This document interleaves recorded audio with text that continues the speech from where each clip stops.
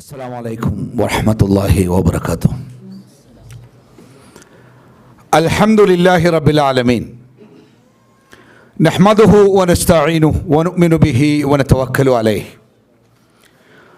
ونعوذ بالله من شرور أنفسنا ومن سيئات أعمالنا. من يهده الله فلا مضل له ومن يضلل فلا هادي له.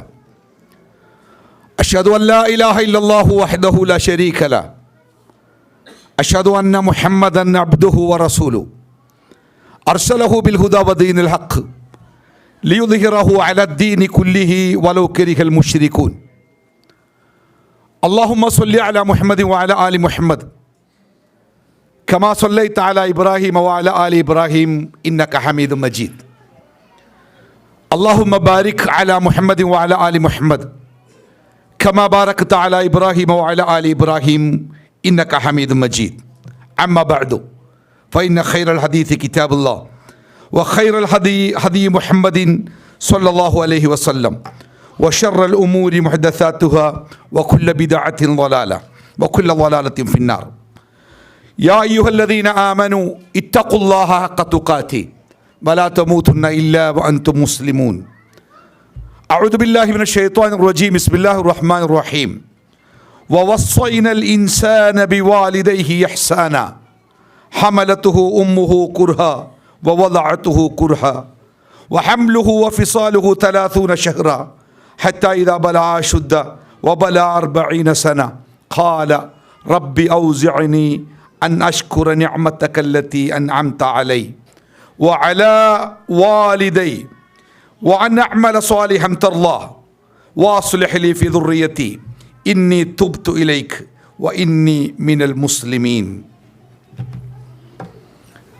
ബഹുമാന്യരായ വേദിയിലിരിക്കുന്ന Riyadh Indian ഇസ്ലാഹി സെൻ്ററിൻ്റെ സമാദരണീയരായ ഭാരവാഹികളെ, എൻ്റെ മുമ്പിലുള്ള പ്രിയപ്പെട്ട സഹോദരന്മാരെ, സഹോദരിമാരെ, സർവശക്തനായ അള്ളാഹുവിൻ്റെ വിധിവിലക്കുകൾ ജീവിതത്തിൻ്റെ മുഴുവൻ സമയങ്ങളിലും കൃത്യമായി കാത്തു സൂക്ഷിക്കണം എന്ന് ഓർമ്മപ്പെടുത്തുകയാണ്.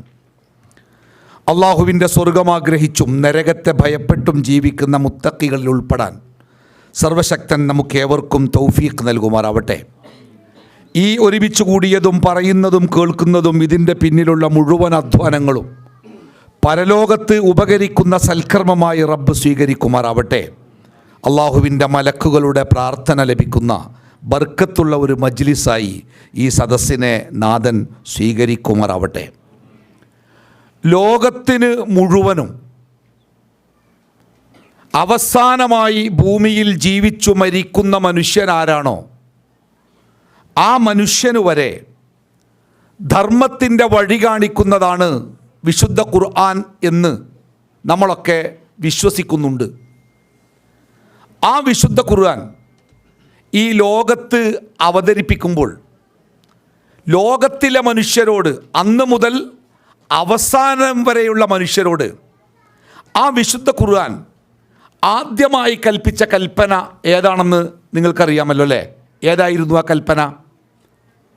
ഇഖ്റ, നീ വായിക്ക്. നീ വായിക്ക് എന്ന കൽപ്പനയോടുകൂടിയാണ് വിശുദ്ധ ഖുർആൻ ഈ ലോകത്ത് അവതരിക്കുന്നത്. എന്തിനാണ് വായന എന്നത് മനുഷ്യനോടുള്ള ആദ്യ കൽപ്പനയായി വിശുദ്ധ ഖുർആൻ മനുഷ്യർക്ക് മേൽ അവതരിപ്പിക്കുന്നത് എന്ന് എപ്പോഴെങ്കിലും നിങ്ങൾ ആലോചിച്ച് നോക്കിയിട്ടുണ്ടോ? ഇന്ന് നമ്മൾ അനുഭവിക്കുന്ന ജീവിതത്തിലെ ഏതൊരു പ്രയാസത്തിൻ്റെയും ഏറ്റവും പ്രധാനപ്പെട്ട കാരണങ്ങളിലൊന്ന് വായന എന്നത് നമ്മളിൽ ഇല്ലാതായതാണ് എന്ന് പറഞ്ഞു തുടങ്ങാനാണ് ഞാൻ ആഗ്രഹിക്കുന്നത്. നമ്മുടെ ചുറ്റുപാടുകളിൽ പല ജാതി സംഗതികൾ നടന്നുകൊണ്ടിരിക്കുന്നുണ്ട്. ഞാൻ നിങ്ങളോട് ചോദിക്കട്ടെ, ഇന്നത്തെ പത്രം വായിച്ച എത്ര ആളുകൾ ഈ കൂട്ടത്തിലുണ്ടാവും? ഒരുപക്ഷെ ഓഫീസിൽ പ്രത്യേകിച്ച് പണിയൊന്നുമില്ലെങ്കിൽ ഓൺലൈൻ എഡിഷനുകൾ വായിക്കുന്ന ചിലരുണ്ടായേക്കാം. അല്ലാതെ കൃത്യമായിട്ട് വർത്തമാന പത്രങ്ങൾ വായിക്കുന്ന എത്ര ആളുകളുണ്ട് നമ്മുടെ കൂട്ടത്തിൽ? വായിക്കാറുണ്ടാവാം എന്തെങ്കിലുമൊക്കെ. ലോകത്ത് എന്തൊക്കെ സംഭവ വികാസങ്ങളാണ് നടന്നുകൊണ്ടിരിക്കുന്നത് എന്ന് നമ്മൾ അറിയുന്നുണ്ടോ എപ്പോഴെങ്കിലും? കഴിഞ്ഞ ദിവസത്തിൽ നമ്മുടെ നാട്ടിലുണ്ടായ പ്രധാനപ്പെട്ട ചർച്ചകളിലൊന്ന് ഒരു വലിയ ലോറിയും ഏകദേശം ഈ ഹാളിനോളം വലിപ്പമുണ്ടാവും 12 ചക്രമുള്ള ഒരു ലോറിയും ആ ലോറി നിറയെ തടിയും ആ ലോറിയുടെ ഉള്ളിൽ കഴിവുറ്റ ഒരു ഡ്രൈവറും അവരെ കാണാതായിട്ട് 71 ദിവസങ്ങൾക്ക് ശേഷമാണ് ആ ലോറിയുടെ അവശിഷ്ടങ്ങൾ ഇന്നലെ കഴിഞ്ഞ ദിവസം കണ്ടെത്താൻ നമുക്കായത്. ലോകത്തിൻ്റെ പല ഭാഗങ്ങളിൽ ഇതുപോലെയുള്ളതോ ഇതിനേക്കാൾ വലുതോ ചെറുതോ ആയ വ്യത്യസ്തമായ സംഭവങ്ങൾ നടന്നുകൊണ്ടിരിക്കുന്നുണ്ട്. സത്യത്തിൽ ഈ സംഭവങ്ങളൊക്കെ ഏതെങ്കിലും നിലക്ക് നമ്മളെ സ്വാധീനിക്കേണ്ട സംഭവങ്ങളാണോ? ധാർമ്മികത, കുടുംബത്തിൻ്റെ ധാർമ്മികതയെക്കുറിച്ചാണ് ഞാൻ സംസാരിക്കേണ്ടത്. എന്താണ് ധാർമ്മികത എന്ന് പറഞ്ഞു വരുമ്പോഴാണ് ഇത്തിരി പിന്നിലേക്ക് നമുക്ക് സഞ്ചരിക്കേണ്ടി വരുന്നത്. ലോകത്ത് നടക്കുന്ന വ്യത്യസ്തമായ സംഭവങ്ങൾ. വയനാട് ജില്ലയിൽ മേപ്പാടിക്കു സമീപം വലിയ ഉരുൾപൊട്ടലുണ്ടായി. 255 അല്ലെങ്കിൽ 300ഓളം ആളുകൾ മരണപ്പെട്ട വാർത്ത. ആ വാർത്ത നമ്മളെയൊക്കെ ഏറെ പ്രയാസപ്പെടുത്തി. ആ വാർത്ത കഴിഞ്ഞ് ഒരാഴ്ച കഴിഞ്ഞ് ഞാനൊരു ലേഖനം വായിച്ചപ്പോൾ ഫലസ്തീനിലെ ഗസയിൽ മരണപ്പെട്ടവരുടെ എണ്ണം 40,000 കവിഞ്ഞു എന്നാണ് ആ വാർത്തയിൽ ഞാൻ വായിച്ചത്. അതിൻ്റെ പിറ്റേ ദിവസം ഇന്ത്യയിൽ നിന്ന് നേപ്പാളിലേക്ക് പോകുന്ന ഒരു ബസ് അത് പുഴയിലേക്ക് വീണ് 27 ആളുകൾ മരിച്ചു എന്നൊരു വാർത്ത കൂടി അതിനോട് ചേർത്ത് വായിച്ചു. മരണമെന്നതല്ല വിഷയം. ഇന്ന് ലോകത്ത് 800 കോടി മനുഷ്യന്മാർ ജീവിക്കുന്നുണ്ടെങ്കിൽ ഈ 800 കോടിയും മരിക്കുമെന്ന വിഷയത്തിൽ നമുക്കാർക്കും തർക്കമൊന്നുമില്ല. അത് രോഗമായിട്ടാവാം, അപകടത്തിലാവാം, കാരണങ്ങളില്ലാതെയാവാം, എന്തായാലും മനുഷ്യന്മാർ മരിക്കും. മരിക്കുക എന്നതല്ല പ്രശ്നം. നമ്മുടെ ചുറ്റുഭാഗത്ത് സംഭവിച്ചു കൊണ്ടിരിക്കുന്ന വ്യത്യസ്തമായ സംഭവങ്ങൾ, ആ സംഭവങ്ങൾ നമുക്ക് വല്ല പാഠങ്ങളും നൽകുന്നുണ്ടോ? ഒന്നാമതായി, വിശുദ്ധ ഖുർആനിൽ നമ്മളൊക്കെ ഏറെ ആളുകൾക്കും മനപ്പാടമുള്ള അർത്ഥവും ആശയവും അറിയുന്ന ചില ആയത്തുകളുണ്ട്. ഇന്ന ഫീ ഖൽഖിസ് സമാവാതി വൽ അർദ് വഖ്തിലാഫിൽ ലൈലി വന്നഹാർ ലആയാതിൽ ലിഉലിൽ അൽബാബ് الذين يذكرون الله قياما وقعودا وعلى جنوبهم ويتفكرون في خلق السماوات والأرض ربنا ما خلقت هذا باطلا سبحانك فقنا عذاب النار. ആകാശഭൂമികളുടെ സൃഷ്ടിപ്പ്, രാപ്പകലുകൾ മാറി മറിഞ്ഞു വരുന്നത് ഈ പ്രപഞ്ചത്തിലെ വ്യത്യസ്തമായ സംവിധാനങ്ങളാണ്. ഈ വിഷയങ്ങളിലൊക്കെ രാവും പകലും നിന്നും ഇരുന്നും കിടക്കുമ്പോഴുമൊക്കെ അള്ളാഹുവിനെക്കുറിച്ച്, പ്രപഞ്ചത്തിൻ്റെ സംവിധാനങ്ങളെക്കുറിച്ച് ചിന്തിച്ചു കൊണ്ടിരിക്കുന്ന മനുഷ്യന്മാർ, ആ മനുഷ്യന്മാർക്ക് ലആയാത്തിൻ ലിഉലിൽ അൽബാബ്, ചിന്തിക്കുന്ന മനുഷ്യന്മാർക്ക് ഇതിലൊക്കെ കുറേ പാഠങ്ങൾ പഠിക്കാനുണ്ട്. അവരുടെ ചിന്തകൾ അവസാനിക്കുന്നത് റബ്ബനാ മാ ഖലഖ്ത ഹാദാ ബാത്തിലൻ, പടച്ചോനെ ഈ പ്രപഞ്ചത്തിലെ വ്യത്യസ്തമായ ഈ സംഭവങ്ങളും കാര്യങ്ങളുമൊന്നും മാ ഖലഖ്ത ഹാദാ ബാത്തിലൻ, പടച്ചോനെ ഇതൊന്നും വെറുതെ ഉണ്ടാക്കില്ലല്ലോ. രാത്രി സന്തോഷത്തോടെ കിടന്നുറങ്ങിയ ഒരു ഗ്രാമത്തിൻ്റെ മേൽ മണ്ണിടിഞ്ഞു വീണ് ആ ഗ്രാമം തന്നെ ഇല്ലാതായി, ഒരുപാട് കുട്ടികൾ അനാഥരായി, മാതാപിതാക്കൾ മക്കളില്ലാത്തവരായി, സ്ത്രീകൾ വിധവകളായി, സമ്പന്നർ ദരിദ്രരായി, ഒരൊറ്റ രാത്രി വെളുത്തപ്പോഴേക്ക് എന്തൊക്കെ സംഭവിച്ച്? എന്തിനായിരിക്കും? വർഷങ്ങളോളം ഇസ്രയേലിൻ്റെ ശക്തമായ ആയുധപ്രയോഗങ്ങൾക്ക് മുമ്പിൽ പിടിച്ചു നിന്ന 40,000-ഓളം ആളുകളാണ് ഗസയിൽ അവരുടെ ജീവിതം പൊലിഞ്ഞു പോയത്. എന്തിനായിരിക്കും ഈ ലോകത്ത് ഇങ്ങനെയൊക്കെ കാര്യങ്ങൾ സംഭവിക്കുന്നത്? ഈ നടക്കുന്ന കാര്യങ്ങളൊക്കെ നമ്മളെ സംബന്ധിച്ച് അപ്രതീക്ഷിതമാണ്, തികച്ചും അപ്രതീക്ഷിതമാണ്. ഒരിക്കലും വിചാരിച്ചതല്ല, ഒരിക്കലും സംഭവിക്കുമെന്ന് മനസ്സിൽ പോലും വിചാരിച്ചിട്ടില്ല. വയനാട് ജില്ലയിലെ ഒരധ്യാപകൻ എന്നോട് പറഞ്ഞേ, വയനാട് ജില്ലയിൽ ആ ഉരുൾപൊട്ടലുണ്ടാകുന്നതിൻ്റെ ദിവസങ്ങൾക്ക് മുമ്പേ തന്നെ മിക്കവാറും ദിവസങ്ങളിലൊക്കെ അവധിയായിരുന്നു. എൻ്റെയൊക്കെ വീട്ടിൽ കുട്ടികൾ ടി വിയിൽ ഇങ്ങനെ നോക്കിയിട്ട് വയനാട് ജില്ലയിൽ അവധി പ്രഖ്യാപിച്ചു, അമ്മക്ക് അവധിയില്ല. അവസാനം ആ വയനാട് കലക്ടറെ മലപ്പുറത്തേക്ക് മാറ്റിയെങ്കിൽ എന്നുവരെ കുട്ടികൾ പറയുന്നത് ഞാൻ കേട്ടിട്ടുണ്ട്. വയനാട് ജില്ലയിൽ അന്നും അവധി പ്രഖ്യാപിച്ചപ്പോൾ ആ കുട്ടികൾ സന്തോഷത്തോടു കൂടിയാണ് അവർ കിടന്നുറങ്ങാൻ പോയത്. പക്ഷേ ആ ഉറക്കം ഒരിക്കലും ഉണരാത്ത ഉറക്കിലേക്ക്, ഒരിക്കലും സ്കൂളിൽ പോകേണ്ടതില്ലാത്ത നീണ്ട അവധിയിലേക്കാണ് തങ്ങൾ ഉറങ്ങുന്നത് എന്ന് അവരാരും അറിഞ്ഞില്ല. നമ്മളെ സംബന്ധിച്ച് അതൊക്കെ അപ്രതീക്ഷിതമാണ്, ആകസ്മികമാണ്. പക്ഷേ നമ്മുടെ വിശ്വാസപ്രകാരം ആ സംഭവങ്ങളൊക്കെ, ആ കാര്യങ്ങളൊക്കെ ആ സമയത്ത് കൃത്യമായിട്ട് അവിടെ നടക്കുമെന്നത് പ്രപഞ്ച സൃഷ്ടാവിൻ്റെ പണ്ടേയുള്ള നിശ്ചയമാണ് എന്ന കാര്യത്തിൽ നമുക്കാർക്കും തർക്കമില്ലല്ലോ. വയനാട്ടിൽ നിന്ന് അന്ന് രാത്രി അപ്പുറത്തെ ബന്ധുവീട്ടിലേക്ക് വിരുന്ന് പോയി രക്ഷപ്പെട്ടവരുണ്ട്. ആ ബന്ധുവീടുകളിൽ നിന്ന് ആ നാട്ടിൽ വന്ന് ആ രാത്രി താമസിച്ച് ആ അപകടത്തിൽ മരണപ്പെട്ടവരുണ്ട്. യാദൃശ്ചികമാണോ? നമ്മെ സംബന്ധിച്ച് യാദൃശ്ചികമാണ്. പക്ഷേ പടച്ച റബ്ബിനെ സംബന്ധിച്ച് ആ റബ്ബ് നമ്മളെ ബോധ്യപ്പെടുത്തിയത് ഈ കാര്യങ്ങളൊക്കെ സംഭവിക്കുമെന്ന് പടച്ച റബ്ബ് നേരത്തെ നിശ്ചയിച്ചു വച്ചിട്ടുണ്ട്. ഖുൽ, നബിയെ പറഞ്ഞു കൊടുക്കണം, ലൻ യുസീബന ഇല്ലാ മാ കതബല്ലാഹു ലനാ. അല്ലാഹു സുബ്ഹാനഹു തആല എന്തൊക്കെ നേരത്തെ രേഖപ്പെടുത്തി വച്ചിട്ടുണ്ടോ അതല്ലാതെ ഈ പ്രപഞ്ചത്തിൽ ഒന്നും സംഭവിക്കൂല. സൂറത്തുൽ ഹദീദിൽ അല്ലാഹ് പറയുന്നുണ്ട്, അല്ലാഹു നിശ്ചയിച്ചതല്ലാതെ ഒരു കാര്യം നിങ്ങളുടെ ശരീരത്തിലോ ഈ ഭൂമിയിലോ നടക്കൂല. എന്തിനാണ് അല്ലാഹു ഈ വിവരം നിങ്ങളെ അറിയിക്കുന്നത്? നിങ്ങൾക്കെന്തെങ്കിലും സന്തോഷമുണ്ടാകുമ്പോൾ അമിതമായി സന്തോഷിച്ച് അതിരുവിടാതിരിക്കാനും, നിങ്ങൾക്ക് സങ്കടമുണ്ടാകുമ്പോൾ നിങ്ങൾ തകർന്നു പോകാതിരിക്കാനും വേണ്ടിയാണ് അല്ലാഹു ഈ സംഗതി നേരത്തെ പറയുന്നത്. അല്ലേ? ഇങ്ങനെയൊക്കെ ഉണ്ടാവും, ഇങ്ങനെയൊക്കെ ഉണ്ടായിട്ടുണ്ട്, പണ്ടുണ്ടായിട്ടുണ്ട്, ഇനി ഉണ്ടാവും എന്ന് അല്ലാഹു നേരത്തെ പറയുന്നത് നമ്മളുടെ മനസ്സിൻ്റെ സന്തുലിതാവസ്ഥ നഷ്ടപ്പെടാതിരിക്കാൻ വേണ്ടിയാണ്. അപ്പോൾ ഈ സംഭവിക്കുന്ന കാര്യങ്ങളിലൊക്കെ നമുക്ക് ചില പാഠങ്ങളുണ്ട്. ആ പാഠങ്ങൾ റബ്ബനാ മാ ഖലഖ്ത ഹാദാ ബാത്തിലൻ, പടച്ചോനെ ഇതൊന്നും വെറുതെ ഉണ്ടാക്കില്ലല്ലോ, എനിക്ക് പാഠമാവാനും എന്നെ മാറ്റാനും എന്നിൽ മാറ്റങ്ങൾ ഉണ്ടാക്കാനും ഞാൻ മാറാനും വേണ്ടി എൻ്റെ മുമ്പിൽ നീ കാണിച്ചു തരുന്ന പാഠങ്ങളാണല്ലോ റബ്ബേ ഇതൊക്കെ എന്ന് മനസ്സിലാക്കി അവസാനം അവൻ എത്തിപ്പെടുന്നത്, റബ്ബേ ഇതൊക്കെ ചെറുത് അതിഭീകരമായ അതിമാരകമായ ഒരു ദുരന്തം റബ്ബേ എൻ്റെ ജീവിതത്തിലേക്ക് വരാനുണ്ടല്ലോ, നരകം. വഖിനാ അദാബന്നാർ, പടച്ചോനെ ആ നരകത്തിൻ്റെ ദുരന്തത്തിൽ നിന്ന് നീ ഞങ്ങളെ കാക്കണം കേട്ടോ. അവിടെയാണ് അവൻ്റെ ചിന്തകളും പ്രാർത്ഥനകളും അവസാനിക്കുന്നത്.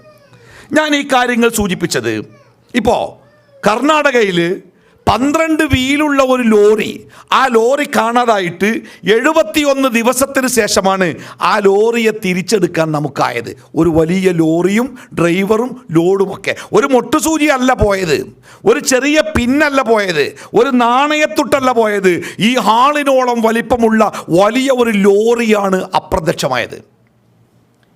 എന്തായിരുന്നു മനുഷ്യൻ്റെ ചിന്ത എന്നറിയോ? ഒരുപാട് മനുഷ്യൻ വളർന്നിട്ടുണ്ട്, ചക്രവാളത്തിൻ്റെ അപ്പുറത്തുള്ള കാര്യങ്ങൾ കാണാനും, സമുദ്രത്തിൽ കിലോമീറ്ററുകൾ താഴെയുള്ള കാര്യങ്ങൾ കാണാനും, ചന്ദ്രനും അതേപോലെ ചൊവ്വയുമൊക്കെ താമസ സ്ഥലമാക്കാനുമൊക്കെ മനുഷ്യൻ കഴിവ് നേടിയിട്ടുണ്ട്. അഥവാ മനുഷ്യൻ അവൻ്റെ കഴിവിൻ്റെ ഏറ്റവും ഉന്നതമായ അവസ്ഥയിലാണ് എന്ന് മനുഷ്യൻ വിശ്വസിച്ചിരുന്ന ഒരു കാലത്താണ്. മനുഷ്യരെ, നിങ്ങളൊന്നും എവിടെയും എത്തിയിട്ടില്ല. അയ്യുഹന്നാസ്, മനുഷ്യരെ, അൻതുമുൽ ഫുഖറാഉ ഇലല്ലാഹ്, നിങ്ങളൊക്കെ പടച്ച റബ്ബിൻ്റെ മുമ്പിൽ അവൻ്റെ ഔദാര്യത്തിനും അവൻ്റെ കാരുണ്യത്തിനും വേണ്ടി യാചിക്കേണ്ടവരാണ്, കാത്തു നിൽക്കേണ്ടവരാണ് എന്ന് മനുഷ്യനെ ബോധ്യപ്പെടുത്തുകയാണ് ഈ സംഭവങ്ങളൊക്കെ. വയനാട്ടിൽ ഉരുൾപൊട്ടലുണ്ടായി. ഒരു 4 ദിവസം കഴിഞ്ഞപ്പോൾ അവിടെയുള്ള ആളുകൾക്കൊരു തോന്നൽ, ഭൂമി കുലുങ്ങുന്നുണ്ടോ, ഭൂമിയുടെ ഉള്ളിൽ നിന്നൊക്കെ എന്തൊക്കെയോ ശബ്ദം ഉണ്ടാകുന്ന പോലെ തോന്നൽ. കാരണം ഇത്തരം ദുരന്തങ്ങൾ ഉണ്ടായാൽ ആളുകൾക്ക് വല്ലാത്ത പേടിയേക്കാരം. പിന്നെ എന്ത് കണ്ടാലും അവർക്ക് പേടിയാണ്. പുഴയൊന്ന് കലങ്ങിയാൽ, ഇടിയൊന്ന് വെട്ടിയാൽ, രാത്രി ഒന്ന് കാറ്റടിച്ചാലൊക്കെ നെഞ്ചിൽ ഇടിവെട്ടും. കാരണം അവർ അനുഭവിച്ച തീഷ്ണമായ പ്രയാസം കാരണത്താൽ. അങ്ങനെ ഭൂമി കുലുങ്ങുന്നുണ്ടോ എന്ന് സംശയിച്ച വയനാട്ടുകാരെ വയനാട് ജില്ലാ ഭരണാധികാരികൾ ആശ്വസിപ്പിച്ച ഒരു വാക്കുണ്ട് പിറ്റേന്ന് പത്രങ്ങളിലൊക്കെ. എന്താണ് വാക്കെന്നറിയോ? ആരും ഒന്നുകൊണ്ടും ഭയപ്പെടണ്ട, നമ്മുടെ സംവിധാനങ്ങൾ സജ്ജമാണ്. എനിക്ക് സത്യത്തിൽ ആ വാർത്ത വായിച്ചപ്പോൾ ചിരി വന്ന്. എന്ത് സംവിധാനം? ഒരു കുന്നിടിഞ്ഞ് മണ്ണും കല്ലും വെള്ളവും മരങ്ങളും സമമായി ചേർക്കപ്പെട്ട ആ അപകടകരമായ വസ്തു ഒരു വീടിൻ്റെ ഉള്ളിലേക്ക് കുതിച്ചു വരുമ്പോൾ അതിൻ്റെ ഉള്ളിൽപ്പെട്ട ഒരു മനുഷ്യനെ രക്ഷപ്പെടുത്താൻ എന്ത് സംവിധാനം നമ്മുടെ മുമ്പിലുണ്ട്? അവസാനം മണ്ണിൻ്റെ ഉള്ളിൽ പോയ മനുഷ്യരെ കാണാൻ കഴിയാതെ വന്നപ്പോൾ ഇനിയും തകർന്നു കിടക്കുന്ന സ്ലാബുകൾക്ക് താഴെ മനുഷ്യൻ്റെ ശരീര അവശിഷ്ടമുണ്ടോ എന്നറിയാൻ അവസാനം നമ്മൾ കണ്ടെത്തിയ മാർഗം എന്താ പറയുക? ഒരു പോലീസ് നായൻ്റെ കഴുത്തിൽ കയറിട്ട് കണ്ട് നടക്കേനേയും.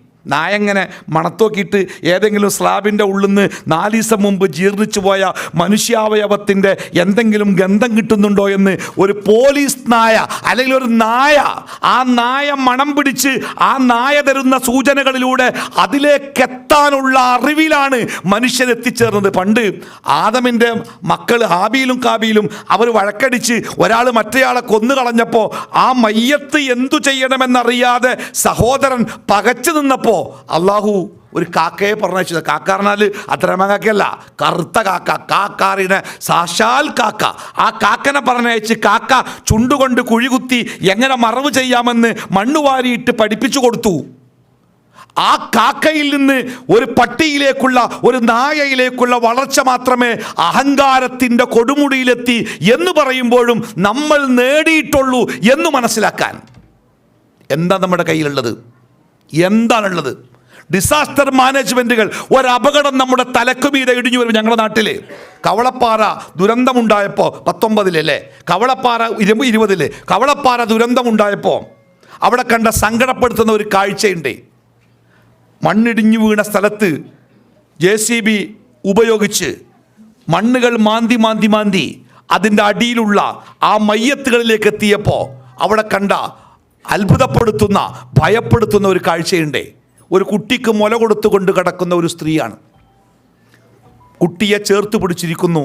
ആ സ്ത്രീയുടെ മുലക്കണ്ണുകൾ ആ കുട്ടിയുടെ വായിലാണ്. നിങ്ങൾ നോക്കൂ, ഏകദേശം ഒരു 1/2 കിലോമീറ്റർ അപ്പുറത്താണ് ആ മല പൊട്ടിയത്. അവിടെ നിന്നാണ് ഹുങ്കാര ശബ്ദത്തോടെ ആ മണ്ണ് താഴെ കൊലിച്ചു വന്നത്.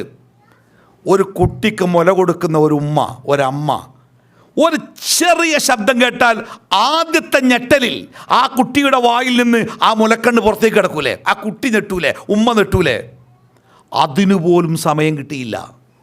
അതിനുപോലും ഒരു ബൈക്കിൽ ഇങ്ങനെ കയറി നിന്നിട്ട് ഒരു കൈ ഹാൻഡിൽ പിടിച്ച് ഒരു കാലിങ്ങനെ നിലത്ത് കുട്ടി സ്റ്റാർട്ടാവാത്ത ഒരു ബൈക്കിൽ നിൽക്കുന്ന രംഗം നോക്കാൻ നിങ്ങൾ, ഒരു കൈ ഇങ്ങനെ ഹാൻഡിൽ പിടിച്ച് മറുകാല് നിലത്ത് കുത്തി നിന്ന അതേ ഷേപ്പിൽ ഒരാൾ മണ്ണിൻ്റെ ഉള്ളിൽ.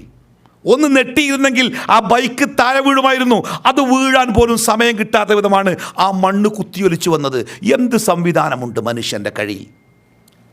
എന്ത് സംവിധാനമുണ്ട് മനുഷ്യൻ്റെ കയ്യിൽ? അല്ലേ? അവിടെയാണ് യാ അയ്യുഹന്നാസ്, മനുഷ്യരെ അൻതുമുൽ ഫുഖറാഉ ഇലല്ലാഹ്. നമ്മളൊക്കെ കുടുംബത്തിൻ്റെ സംരക്ഷകരായി നിൽക്കുമ്പോൾ പണമുണ്ട്, പ്രതാപമുണ്ട്, വിവരമുണ്ട്, സ്ഥാനമാനങ്ങളുണ്ട്, അധികാരങ്ങളുണ്ട്, അതുകൊണ്ട് എനിക്ക് എൻ്റെതായ കാഴ്ചപ്പാടുകളുണ്ട് എന്ന് പറയുന്നവരോടാണ് ഞാൻ പറയുന്നത്, യാതൊന്നുമില്ല നമ്മുടെ കൈവശം. അൻതുമുൽ ഫുഖറാ. ഫക്കീർ ആരാങ്ങൾ? ഫക്കീർ സക്കാത്തിൻ്റെ അവകാശികളെ പറ്റി പഠിച്ചപ്പോൾ അതിൻ്റെ ആദ്യത്തിൽ നമ്മൾ പഠിച്ചത് ഫക്കീറും മിസ്കീനുമാണ്. സക്കാത്തിൻ്റെ 2 അവകാശികൾ. ഈ ഫക്കീറിനും മിസ്കീനിനും നമ്മൾ കൊടുത്തത് ഏകദേശം ഒരേ അർത്ഥ, സാധു. എന്നാൽ രണ്ടും ഒരേ സാധുവല്ല. ഫക്കീർ എന്ന് പറഞ്ഞാൽ ആരാങ്ങൾ? സ്വന്തം പ്രാരാബ്ദങ്ങളും ബുദ്ധിമുട്ടുകളും മറ്റുള്ളവരോട് പറഞ്ഞ് എനിക്ക് വിശക്കുന്നുണ്ട്, ചോറ് വേണം, എനിക്ക് തുണിയില്ല, എനിക്കൊരു തുണി വേണം, എനിക്ക് മരുന്ന് വാങ്ങാൻ പണം വേണം. മിസ്കീൻ എന്ന് പറഞ്ഞാലേ സ്വന്തം പ്രാരാബ്ദങ്ങൾ ആരെ അറിയിക്കാതെ കഷ്ടപ്പെട്ട് ജീവിക്കുന്ന ആൾക്കാരാണ്. പക്ഷെ ഫക്കീർ അങ്ങനെയല്ല. ഫക്കീർ സ്വന്തം പ്രാരാബ്ദങ്ങൾ പറഞ്ഞ് ഔദാര്യം എരന്നു വാങ്ങി ജീവിക്കുന്നവനാ. മനുഷ്യൻ, യാ അയ്യുഹന്നാസ്, മനുഷ്യരെ. അമേരിക്കൻ പ്രസിഡന്റ് മുതൽ നമ്മുടെയൊക്കെ നാടുകളിൽ കയറിക്കിടക്കാൻ വീടില്ലാതെ റെയിൽവേ പ്ലാറ്റ്ഫോമുകളിൽ അന്തി ഉറങ്ങുന്ന പരമസാധു വരെ ആ വിളിയുടെ ഉള്ളിൽ വരും. യാ അയ്യുഹന്നാസ്, മനുഷ്യരെ, അൻതുമുൽ ഫുഖറാഉ ഇലല്ലാഹ്. നിങ്ങളൊക്കെ പടച്ച റബ്ബിൻ്റെ മുമ്പിൽ വെറും ഫക്കീറന്മാരാണ് കേട്ടോ. ആ റബ്ബിൻ്റെ ഔദാര്യങ്ങളും അവൻ്റെ കാരുണ്യങ്ങളും കിട്ടിയെങ്കിൽ മാത്രം ജീവിക്കാനാകുന്ന പരമസാധുക്കളാണ് നിങ്ങളെന്ന് ഖിയാമത്ത് നാൾ വരെയുള്ള മനുഷ്യനെ ബോധ്യപ്പെടുത്തുകയാണ് ഖുർആൻ. അള്ളാഹ്ക്ക് അറിയാഞ്ഞിട്ടല്ല. മനുഷ്യൻ ചന്ദ്രനിൽ പോകും, ചൊവ്വയിൽ ഭൂമി, റിയൽ എസ്റ്റേറ്റ് കമ്പനി ഉണ്ടാക്കി അമേരിക്കയിലൊക്കെ ചൊവ്വയിലെ ഭൂമി വിൽക്കാൻ റിയൽ എസ്റ്റേറ്റ് ഓഫീസുകളുണ്ട് എന്ന് ഞാൻ എവിടെയോ വായിച്ചിട്ടുണ്ട്. അത്രയേറെ മനുഷ്യന്മാർ വളർച്ചയുടെ പടവുകൾ കയറും. ആ മനുഷ്യരോടാണ് റബ്ബ് പറയുന്നത്, അൻതുമുൽ ഫുഖറാഉ ഇലല്ലാഹ്, നിങ്ങളൊക്കെ എവിടെ എത്തിയാലും എങ്ങനെ എത്തിയാലും നിങ്ങളൊക്കെ. ഇപ്പം ബാങ്ക് കൊടുത്തില്ല, ഇവിടെ ബാങ്ക് കൊടുത്തല്ലോ. ബാങ്ക് കേട്ടപ്പോൾ നമ്മൾ ബാങ്കിന് മറുപടി പറഞ്ഞില്ലേ, ഹയ്യ അലസ് സ്വലാത്ത്, ഹയ്യ അലസ് സ്വലാത്ത്. എന്താ പറഞ്ഞേ? നിസ്കരിക്കാൻ വരുമെന്ന് പള്ളിയുടെ മിനാരത്തിൽ നിന്ന് വിളിച്ചപ്പോൾ നമ്മൾ കൊടുത്ത മറുപടി എന്താ? ഞാൻ എൻ്റെ കാർ സ്റ്റാർട്ടാക്കിയിട്ട് വരാം, അല്ലെങ്കിൽ ഞാൻ അങ്ങനെ വരാം എന്നല്ലല്ലോ പറഞ്ഞേ. എന്താ പറഞ്ഞേ? ലാ ഹൗല വലാ ഖുവത ഇല്ലാ ബില്ലാഹ്, ലാ ഹൗല വലാ ഖുവത ഇല്ലാ ബില്ലാഹ്. പടച്ചോനെ, നീ തന്ന ശേഷിയും നീ തന്ന കഴിവുമല്ലാതെ എന്താണ് റബ്ബേ എൻ്റെ കൈവശമുള്ളത്? അറിയപ്പെടുന്ന ഒരു ന്യൂറോളജിസ്റ്റ്, അദ്ദേഹത്തിൻ്റെ ഒരു ലേഖനം മാതൃഭൂമി പത്രത്തിലാണെന്ന് തോന്നുന്നു, ഞാൻ അദ്ദേഹത്തിൻ്റെ ഒരു ലേഖനം വായിച്ചു. അദ്ദേഹം എഴുതിയത്, രാവിലെ എഴുന്നേൽക്കുമ്പോൾ ദൈവത്തിന് സ്തുതി അല്ലെങ്കിൽ അൽഹംദുലില്ലാഹ് എന്ന് പറയാൻ കൽപ്പിക്കപ്പെട്ടതിൻ്റെ കാരണമാണ് അദ്ദേഹം എഴുതിയത്. ഓരോ ദിവസവും രാത്രി ആരോഗ്യത്തോടെ കിടന്നുറങ്ങിയ ലക്ഷക്കണക്കിന് ആളുകൾ രാവിലെ എണീക്കുന്നില്ലത്രേ. ഒന്നുകിൽ അവർ ഉറക്കിൽ മരിച്ചു പോയിട്ടുണ്ട്, അല്ലെങ്കിൽ ഉറക്കത്തിൽ സ്ട്രോക്ക് പോലത്തെ അവസ്ഥകൾ വന്ന് അവർ തളർന്ന് ആ കിടക്കയിൽ സ്ഥിരമായി കിടക്കേണ്ടി വന്നിട്ടുണ്ട്. ഒരിക്കൽ പോലും എഴുന്നേൽക്കാനാവാതെ, മരണപ്പെട്ടു പോകാതെ, തളർന്നു പോകാതെ, നമ്മുടെ കിടക്കയിൽ നിന്ന് മറ്റൊരുത്തൻ്റെ സഹായമില്ലാതെ എഴുന്നേറ്റ് നിൽക്കാൻ നമുക്ക് സാധിച്ചിട്ടുണ്ടെങ്കിൽ അൽഹംദുലില്ലാഹ് എന്നല്ലാതെ ആ പ്രഭാതത്തിൽ ഒന്നാമതായിട്ട് പറയാൻ എന്താ കൂട്ടരെ നമ്മുടെ കൈവശമുള്ളത്? അല്ലേ? മനുഷ്യൻ്റെ അഹങ്കാരം പലപ്പോഴും അതിരുവിടാറുണ്ട്. നമ്മളൊക്കെ അഹങ്കാരത്തിൻ്റെ പടുകുഴിയിൽ നിൽക്കുന്ന ആളുകളാവാറുണ്ട് ചിലപ്പോഴൊക്കെ. എൻ്റെ പ്രിയപ്പെട്ട സുഹൃത്ത്, നേരത്തെ ഏറ്റവും ദുർബലനായ ഒരു മനുഷ്യനെ കുറിച്ച് സംസാരിച്ചല്ലോ. നബി സല്ലല്ലാഹു അലൈഹി വസല്ലം പറയുന്നുണ്ട്, ഏറ്റവും ദുർബലനായ മനുഷ്യൻ. പല അവസരങ്ങളിൽ പ്രവാചകൻ പല ഉദാഹരണങ്ങളിലൂടെ അത് പറഞ്ഞിട്ടുണ്ട്. ഏറ്റവും ദുർബലനായ മനുഷ്യൻ ആരാധനകൾ പ്രവാചകൻ്റെ ഒരു വാക്ക് പ്രകാരം, ആ മനുഷ്യൻ തൻ്റെ മനസ്സിൽ എന്താണോ തോന്നുന്നത് അതൊക്കെ ചെയ്യും. ശരി തെറ്റുകളൊന്നും പ്രശ്നമല്ല, എന്തു ചെയ്യും. അവൻ്റെ ഉള്ളിലൊരു വേണ്ടാത്ത തോന്നലുണ്ടാവും, ഇതൊന്നും കുഴപ്പമില്ല, ഞാൻ അങ്ങനെയൊക്കെ ചെയ്താൽ പടച്ചോനെ ശിക്ഷിക്കൂല. നരകത്തെക്കുറിച്ചൊക്കെ പറയുമ്പോൾ അങ്ങനെ തന്നെ വേണം, ഓൽക്ക് അങ്ങനെ തന്നെ വേണം. ആർക്ക്? ഓൽക്കേ. നമുക്കത് ബാധകമല്ലല്ലോ. നമ്മളെ പടച്ചോണ്ടാക്കിയത് സ്വർഗത്തിൻ്റെ പച്ചപ്പരവതാനികളിൽ ഇണകളുടെ തോളിൽ കൈയിട്ട് സന്തോഷത്തോടു കൂടി സ്വർണ്ണ നൂല് കൊണ്ട് മെടഞ്ഞ ആ സോഫകളിൽ ആസ്വദിക്കാൻ വേണ്ടി ഉണ്ടാക്കിയവരല്ലേ നമ്മളെന്തിനാ നരകത്തെ പേടിക്കുന്നത്? അതായത് എല്ലാ തോന്നിയാസം ചെയ്യും, കളവ് പറയും, പരദൂഷണം പറയും, വേണ്ടാത്ത പറയും, കക്കും, കൈക്കൂലി കൊടുക്കും, പറ്റിക്കും, ചതിക്കും, ഒക്കെ ചെയ്യും. നിസ്കരിക്കും. അപ്പോഴൊക്കെ ഓൻ്റെ മനസ്സിലെ തോന്നൽ എന്തായാലും, എനിക്കിതൊക്കെ ചെയ്യാം, ഞാനൊക്കെ സ്വർഗത്ത് പോയില്ലെങ്കിൽ ആരപ്പി റിയാദെന്ന് സ്വർഗത്തേക്ക് ഉണ്ടാകുക. അതുകൊണ്ട് എനിക്ക് കളവ് പറയാ, എനിക്ക് കൈക്കൂലി കൊടുക്കുക, എനിക്ക് പലിശ വാങ്ങാം, എനിക്ക് ഏഷന് പറയാ, എനിക്ക് പരദൂഷണം പറയാ, എനിക്ക് വ്യഭിചരിക്കുക, എനിക്ക് ലഹരിയാവാം. ഈ മനുഷ്യനത്രേ ലോകത്തിലെ ഏറ്റവും ദുർബലനായ മനുഷ്യൻ എന്ന് പറഞ്ഞാൽ അവനെ തന്നെ നിയന്ത്രിക്കാൻ പറ്റുന്നില്ല. ഞാനൊരിക്കൽ ഒരു സ്ഥലത്തൊരു പ്രോഗ്രാമിന് പോയപ്പോഴേ രാത്രി ഒരു വീട്ടിലേക്ക് ഒരു സുഹൃത്ത് എന്നെ വിളിച്ചു കൊണ്ടുപോയി. ഞാൻ അയാളുടെ വീടിൻ്റെ അത്യാവശ്യം സാമ്പത്തിക ശേഷിയുള്ള വീടാണ്. ഞാൻ അയാളുടെ വീടിൻ്റെ വരാന്തയിൽ ഇരുന്ന് കാര്യങ്ങൾ, അയാളുടെ ബിസിനസ്സെക്കുറിച്ചൊക്കെ സംസാരിച്ച് ഇടയ്ക്ക് ഞാൻ അദ്ദേഹത്തെ കുടുംബത്തെക്കുറിച്ച് ചോദിച്ചു. മക്കളൊക്കെ.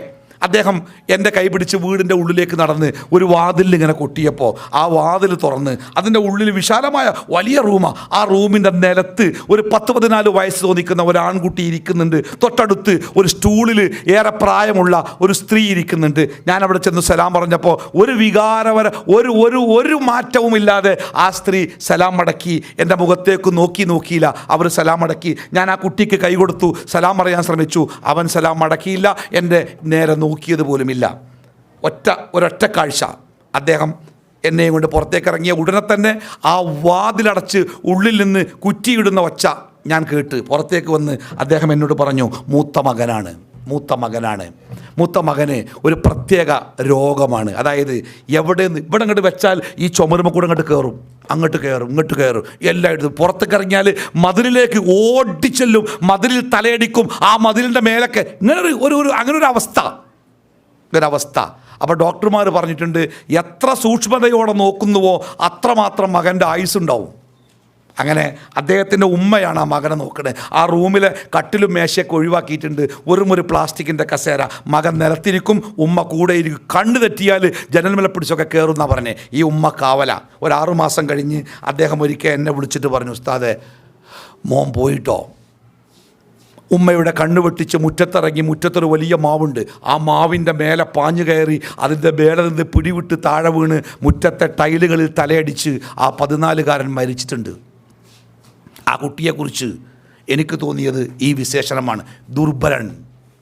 അപകടമാണെന്നറിഞ്ഞിട്ടും ആ അപകടത്തിൽ നിന്ന് മാറി നിൽക്കാൻ കഴിയാത്ത ഒരു മനുഷ്യനാണ് ഭൂമിയിലെ ദുർബലനായ മനുഷ്യൻ. ആ ദൗർബല്യം പലപ്പോഴും നമ്മുടെയൊക്കെ പിന്നാലെ കൂടാറുണ്ട്.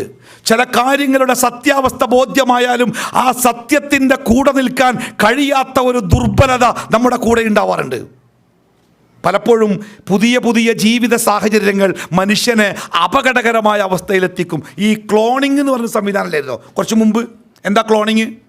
ക്ലോണിങ് ഒരു ജീവൻ്റെ കോശത്തിൽ നിന്ന് സമാനമായ ജീവകോശങ്ങൾ ഉൽപ്പാദിപ്പിച്ച് ജീവികളെ ഉണ്ടാക്കാൻ മനുഷ്യൻ കഴിവ് നേടിയിരിക്കുന്നു എന്നാണ് ക്ലോണിങ്ങുമായി ബന്ധപ്പെട്ട് നമ്മൾ അന്ന് വായിച്ചത്. ഒരാട്ടിൻകുട്ടിയെ ഉണ്ടാക്കിയിട്ടുണ്ട്, ഇനി മനുഷ്യന്മാരുണ്ടാക്കാൻ പോവുകയാണ്. ഞാനൊരു ലേഖനത്തിൽ അന്ന് വായിച്ചത്, ഇനി സ്ത്രീകൾക്ക് സന്തോഷിക്കാം, അവർ പ്രസവിക്കണ്ട.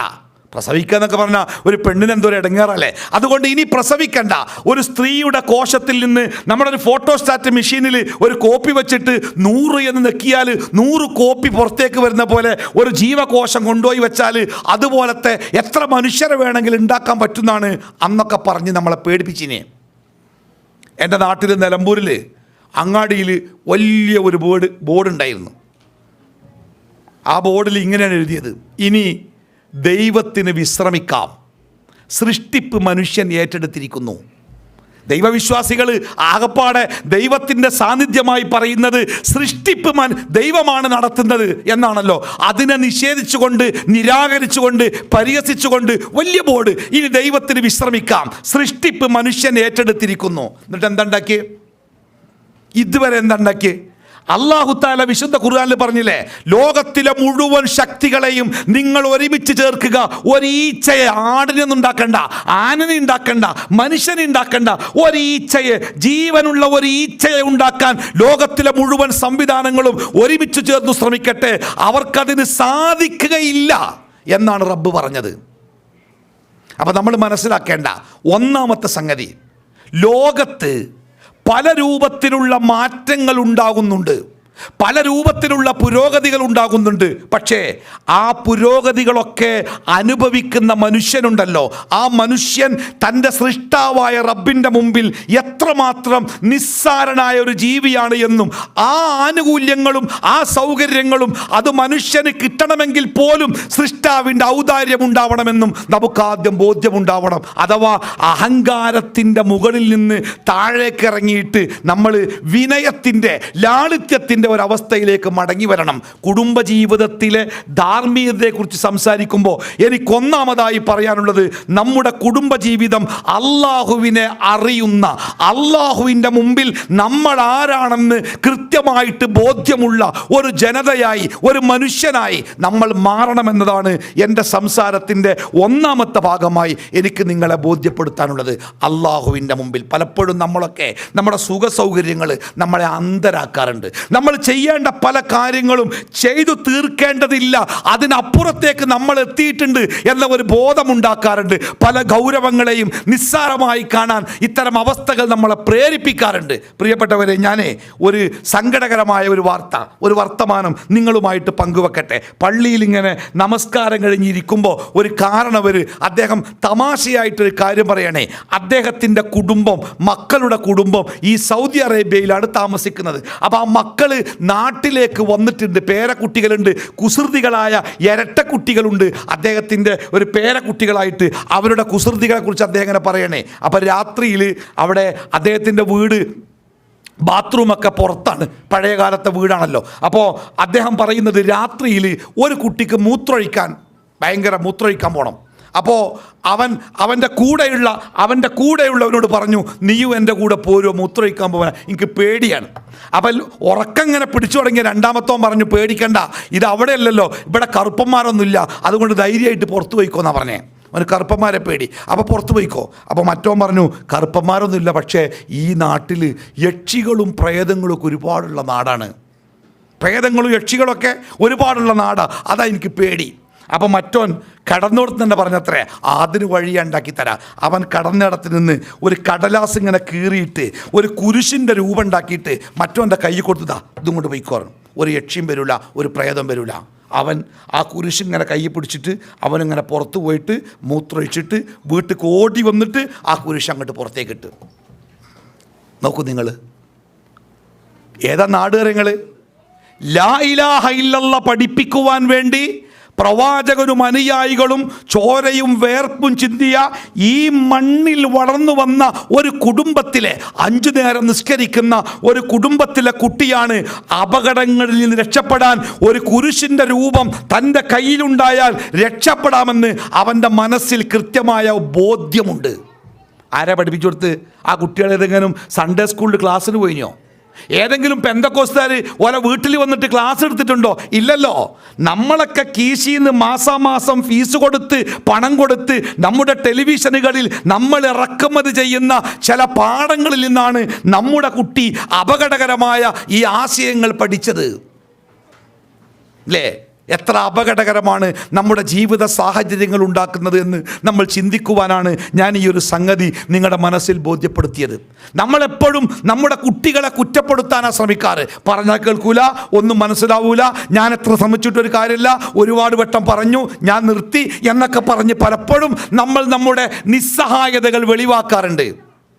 പ്രിയപ്പെട്ടവരെ, മനസ്സിലാക്കേണ്ട രണ്ടാമത്തെ സംഗതി, അല്ലാഹു സുബ്ഹാനഹു വ തആല ലോകത്തിലെ മനുഷ്യർക്ക് നിശ്ചയിച്ചു കൊടുത്ത നിയമങ്ങളുണ്ടല്ലോ, ആ നിയമങ്ങൾക്കല്ലാതെ ലോകത്തിലെ മനുഷ്യരെ ധാർമ്മികതയുടെ തീരത്തണക്കാൻ മറ്റൊന്നിനും സാധ്യമല്ല.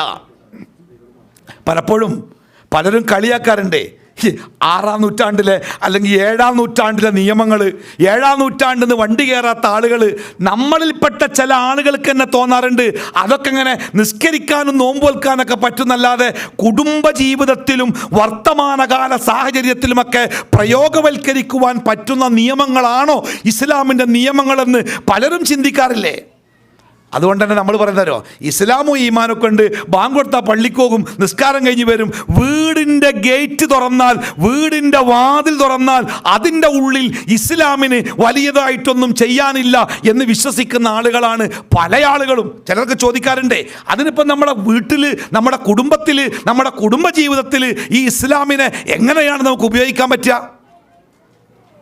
ഈ നമ്മുടെ കേരളത്തിലിപ്പോൾ വലിയൊരു ചർച്ചാ വിഷയമാണല്ലോ സിനിമാ ലോകവും, സിനിമാ ലോകത്ത് പീഡിപ്പിക്കപ്പെട്ട സ്ത്രീകളുടെ കരച്ചിലൊക്കെ ഒരു വലിയ വാർത്ത നമ്മുടെ നാട്ടിൽ. ആ വാർത്തകൾ അതങ്ങനെ കത്തിയിലിക്കുന്ന സമയത്ത് മലയാളത്തിലെ അറിയപ്പെടുന്ന ഒരു എഴുത്തുകാരി സോഷ്യൽ മീഡിയയിൽ ഒരു ലേഖനം എഴുതി. ഈ എന്നെ പീഡിപ്പിച്ചു, ഹോട്ടൽ മുറിയിലേക്ക് ഒറ്റ കൊണ്ടുപോയി, അങ്ങോട്ട് കൊണ്ടുപോയി, ഇങ്ങോട്ട് കൊണ്ടുപോയി എന്നൊക്കെ പറഞ്ഞ് കരയുന്ന സ്ത്രീകളോടാണ് ആ സഹോദരി എഴുതിയത്. അവർ മുസ്ലിം അല്ല. അവർ എഴുതിയത് എന്താണെന്നറിയോ? നിങ്ങളെ സംവിധായകനോ നിർമ്മാതാവോ നടനോ അല്ലെങ്കിൽ സിനിമയുമായി ബന്ധപ്പെട്ട ആരെങ്കിലും ഹോട്ടൽ മുറിയിലേക്ക് വരണമെന്ന് പറഞ്ഞ് നിങ്ങളെ വിളിച്ചപ്പോൾ എന്തുകൊണ്ട് നിങ്ങൾ ചോദിച്ചില്ല ഹോട്ടൽ മുറിയിൽ വേറെ ആരൊക്കെയാണുള്ളത് എന്ന്? ഒറ്റക്കാണ് എന്നറിഞ്ഞപ്പോൾ എന്തുകൊണ്ട് നിങ്ങൾ പറഞ്ഞില്ല ഒറ്റക്ക് ഞാൻ വരില്ല, എൻ്റെ അച്ഛനോ എൻ്റെ ഹസ്ബൻഡോ എൻ്റെ ബ്രദറോ എൻ്റെ കസിനോ എൻ്റെ കൂടെ ഉണ്ടാവും, ഞാൻ ഒറ്റക്ക് വരികയില്ല എന്ന് എന്തുകൊണ്ട് നിങ്ങൾ പറഞ്ഞില്ല എന്നാണ് ആ സഹോദരി എഴുതിയത്. ഇത് നമ്മൾ പറഞ്ഞ എന്താ പറയാറിയോ? താലിബാനിസം. എന്താ ഒരു പെണ്ണിന് ഒറ്റക്ക് പോയിക്കൂടെ? ഒരു ഹോട്ടൽ മുറിയിലേക്ക് ഒരു പെണ്ണിന് ഒറ്റക്ക് പോയിക്കൂടെ? ഒരാണിൻ്റെ അടുത്തേക്ക് ഒരു പെണ്ണിന് ഒറ്റക്ക് പോയിക്കൂടെ? ഒരാണിൻ്റെ റൂമൊക്കെ ഒരു പെണ്ണിന് ഒറ്റക്ക് പോയിക്കൂടെ? എന്തൊക്കെ ആക്ഷേപങ്ങൾ ഉണ്ടാവുമല്ലേ? പക്ഷേ എത്ര കൃത്യമായിട്ടാണ് ചോദിച്ചത്. 14 നൂറ്റാണ്ട് മുമ്പ് ലോകത്തിൻ്റെ ഗുരുനാഥൻ മുഹമ്മദ് മുസ്തഫ സല്ലല്ലാഹു അലൈഹി വസല്ലമ പറഞ്ഞു, ഒരന്യ പുരുഷനും ഒരന്യ സ്ത്രീയും അവർ ഒറ്റക്കാവരുത്. അവർ ഒറ്റക്കായാൽ അവർ മോശക്കാരെന്നല്ല, അവർ ഒറ്റക്കായാൽ അവർക്കിടയിലേക്ക് മൂന്നാമനായിട്ട് പിശാച് കടന്നു വരും. പിന്നെ അവരെ കൊണ്ട് ചിന്തിപ്പിക്കുന്നതും നോട്ടത്തിലും സംസാരത്തിലും സ്പർശനത്തിലും ചിന്തകളിലും അപകടകരമായ അവസ്ഥകൾ ഉണ്ടാക്കാൻ ആ പിശാചിന് സാധിക്കും എന്നല്ലേ അള്ളാഹുവിൻ്റെ ഹബീബ് പറഞ്ഞത്? കൗൺസിലിങ്ങിന് വേണ്ടി കൊണ്ടുവന്ന ഒരു പെൺകുട്ടിയുടെ കഥ പറഞ്ഞു അവളുടെ ഉമ്മ. ആ പെൺകുട്ടിയുടെ കൂടെ പഠിക്കുന്ന അയൽപക്കക്കാരനായ ആൺകുട്ടിയാണ് പ്രശ്നത്തിലെ കഥാനായകൻ. ആ ഉമ്മ കരഞ്ഞുകൊണ്ട് പറഞ്ഞു, എൻ്റെ മകനായിട്ട് മാത്രമേ ഞാൻ അവനെ കണ്ടിട്ടുള്ളൂ. ഞാൻ പ്രസവിച്ചിട്ടില്ലാത്ത എൻ്റെ മകനായിട്ടാണ് ഞാൻ അവനെ കണ്ടത്. എൻ്റെ വീട്ടിലെ മുഴുവൻ കാര്യങ്ങൾക്കും അവൻ കൂടെ ഉണ്ടാവും. അതുകൊണ്ട് തന്നെ ബാപ്പയും ഈ സ്ത്രീയും ആശുപത്രിയിലേക്ക് പോയപ്പോൾ വീട്ടിൽ ഒറ്റക്ക് മകളുണ്ട്, അവൾക്ക് വായനക്ക് കൂട്ടാവാനാണ് അയൽപക്കത്തെ കൂടെ പഠിക്കുന്ന കുട്ടിയെ വീട്ടിൽ വായിക്കാൻ ഏൽപ്പിച്ച് അവർ പോയത്. ആ പോക്കിലാണ് ഈ ദുരന്തം സംഭവിച്ചത്. ആൺകുട്ടി കുഴപ്പക്കാരനല്ല, നല്ല കുട്ടിയാ. ആ വീട്ടിലെ ഏത് കാര്യങ്ങൾക്കും തൻ്റെ പെങ്ങളെപ്പോലെ ആ പെൺകുട്ടിയെ സഹായിക്കുന്നവനാണ്. ആ പെൺകുട്ടി മോശക്കാരിയല്ല, അവൾ നല്ല പെൺകുട്ടിയാണ്. പക്ഷേ എന്തിനാ പ്രവാചകൻ അങ്ങനെ പറഞ്ഞത്? ഏതെങ്കിലും ഒരു കാലത്ത് ആധുനികമായ ഒരു ജനത വരും, ആ കാലഘട്ടം വന്നാൽ എൻ്റെ കൽപ്പനകൾ നിങ്ങൾ പാലിക്കേണ്ടതില്ല എന്ന് പറഞ്ഞിട്ടല്ലല്ലോ പ്രവാചകൻ സല്ലല്ലാഹു അലൈഹി വസല്ലം അങ്ങനെ പറഞ്ഞത്. റസൂലുള്ളാഹി സ്വല്ലല്ലാഹു അലൈഹി വസല്ലമയുടെ ജീവിതത്തിലെ ഒരു സംഭവം ഉണ്ടല്ലോ, നമുക്കെല്ലാവർക്കും അറിയുന്നൊരു സംഭവം. പ്രവാചകൻ്റെ അവസാനത്തെ ഹജ്ജ്. പ്രവാചകൻ സല്ലല്ലാഹു അലൈഹി വസല്ലമ അവസാനത്തെ ഹജ്ജ് നിർവഹിച്ച് തൻ്റെ കൂടെ ഉള്ളവരോട് യാത്ര ചോദിച്ച്, അടുത്ത വർഷം ഇവിടെ വെച്ച് നമുക്ക് പരസ്പരം കണ്ടുമുട്ടാനാവുകയില്ല എന്ന യാഥാർത്ഥ്യം അവരെ ധരിപ്പിച്ച് പ്രവാചകൻ്റെ അവസാനത്തെ ഹജ്ജ് കണ്ണീരിൻ്റെ നനവുള്ള ഹജ്ജായിരുന്നു. ആ ഹജ്ജിൽ നബി സല്ലല്ലാഹു അലൈഹി വസല്ലമ മിനായിലെ ടെന്റുകൾക്കിടയിലൂടെ തൻ്റെ ഒട്ടകപ്പുറത്ത് സഞ്ചരിക്കുക, ആളുകൾക്ക് ഹജ്ജിൻ്റെ കർമ്മങ്ങൾ പഠിപ്പിച്ചു കൊടുക്കുക.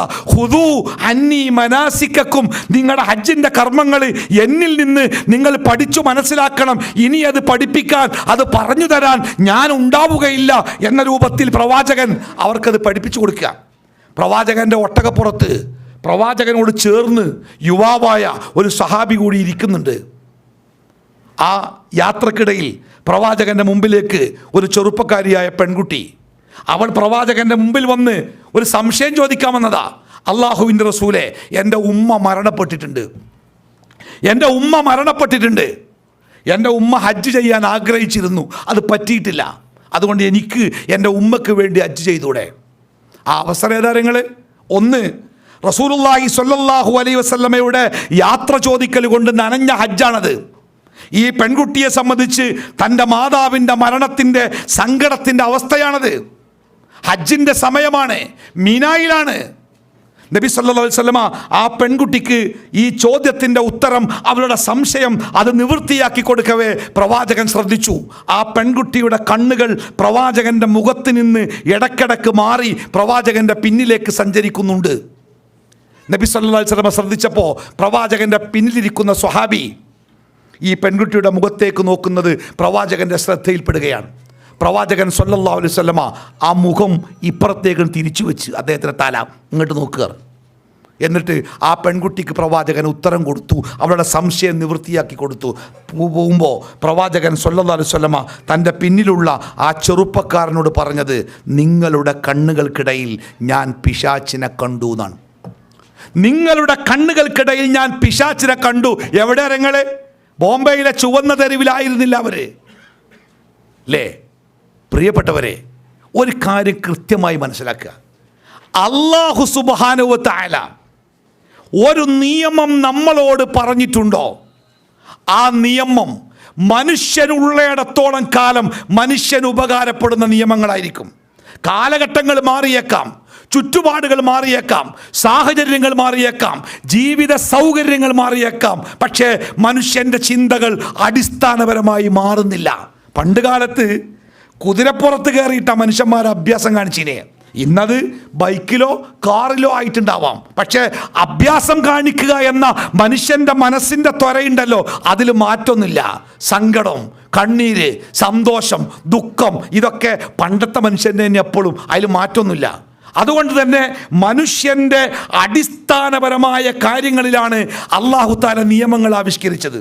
അതുകൊണ്ടത് മാറ്റേണ്ടി വരില്ല ഒരിക്കലും. കുറച്ച് മുമ്പേ എൻ്റെ ഫോണിലേക്ക് ബാങ്കിൽ നിന്ന് ഒരു നിർദ്ദേശം, അതായത് ബാങ്കിൽ നിന്നാണ് എന്ന രൂപത്തിൽ നിങ്ങളുടെ അക്കൗണ്ട് ഡീറ്റെയിൽസോ അല്ലെങ്കിൽ ഏതെങ്കിലും നമ്പറുകളോ എന്തെങ്കിലും ഒരു കാര്യം, രഹസ്യമായ ഒരു വിവരം ചോദിച്ചുകൊണ്ട് ഒരു ഫോൺ കോളോ ഒരു മെസ്സേജോ നിങ്ങളുടെ ഫോണിലേക്ക് വന്നാൽ ഒരിക്കലും അത് കൊടുക്കരുത്. നിങ്ങൾ നിങ്ങളുടെ ബാങ്കിൻ്റെ ബ്രാഞ്ചുമായിട്ടോ അല്ലെങ്കിൽ അടുത്ത പോലീസ് സ്റ്റേഷനുമായിട്ടോ ബന്ധപ്പെടണം. കാരണം ചതിക്കപ്പെടാൻ സാധ്യതയുണ്ട്. പലരും ആ രൂപത്തിൽ ചതിക്കപ്പെട്ടിട്ടുണ്ട്. ഇതാണ് മെസ്സേജ്. ഈ മെസ്സേജ് വായിച്ചപ്പോൾ എൻ്റെ മനസ്സിലേക്ക് ഓർമ്മ വന്നത് വിശുദ്ധ ഖുർആനിലെ ഒരു വചനം, സൂറത്തുൽ ഹുജറാത്തിൽ 1400 ചില്ലാനം കൊല്ലങ്ങൾക്ക് മുമ്പ് ബാങ്കുമില്ല, ഒരു വസ്തു ഇല്ലാത്ത കാലത്ത്, പെട്രോളിയം ഇല്ല, പൈസ ഇല്ലാത്ത കാലത്ത്, കറൻസികളില്ലാത്ത കാലത്ത് അറേബ്യയിലെ ഊഷരമായ പാറപ്പുറത്ത് കയറിയിരുന്ന് അള്ളാഹുവിൻ്റെ ഹബീബ് പറഞ്ഞൊരു വാക്കുണ്ട്, യാ അയ്യുഹല്ലദീന ആമനൂ ഇൻ ജാഅക്കും ഫാസിഖുൻ ബിനബഇൻ ഫതബയ്യനു അൻ തുസീബു ഖൗമൻ ബിജഹാലത്തിൻ ഫതുസ്ബിഹു അലാ മാ ഫഅൽതും നാദിമീൻ. സത്യവിശ്വാസികളെ, വിശ്വാസയോഗ്യമല്ലാത്ത കേന്ദ്രങ്ങളിൽ നിന്ന് ഒരു വാർത്ത നിങ്ങളെ തേടി വന്നാൽ അതിൻ്റെ പിന്നാലെ പോകരുത്. ആ വാർത്തയുടെ നിജസ്ഥിതി അറിഞ്ഞ് മനസ്സിലാക്കിയ ശേഷം മാത്രമേ നിങ്ങൾ അതുമായി ബന്ധപ്പെട്ട് പ്രവർത്തിക്കാവൂ. ഇല്ലെങ്കിൽ നിങ്ങൾ സങ്കടത്തിലാവും, നിങ്ങളെ കൊണ്ട് മറ്റുള്ളവർ നഷ്ടത്തിലാകും. അല്ലേ? എന്ന് പറഞ്ഞതാ 14 നൂറ്റാണ്ട് മുമ്പ് പറഞ്ഞതാ. ആ പറഞ്ഞ കാര്യമാണ് ഇന്നലെ മിനിഞ്ഞാന്ന് എൻ്റെ ഫോണിലേക്ക് വന്ന ഒരു മെസ്സേജിൽ നിന്ന് എന്നെ ഓർമ്മപ്പെടുത്തിയത്. ആ ഒരു സംഗതിയാണെങ്കിൽ പ്രിയപ്പെട്ടവരെ, എത്രമാത്രം സർവകാലികമാണ് ഖുർആൻ്റെ നിയമങ്ങൾ. നിങ്ങൾക്കറിയോ, ലോകത്തൊരുപാട് വേദഗ്രന്ഥങ്ങളുണ്ടല്ലോ. ലഹരി എന്ന സാധനം സമ്പൂർണമായിട്ടും അത് നിഷിദ്ധമാണ് എന്ന് പഠിപ്പിച്ച ഒരേ ഒരു വേദഗ്രന്ഥം ഖുർആനാണ്.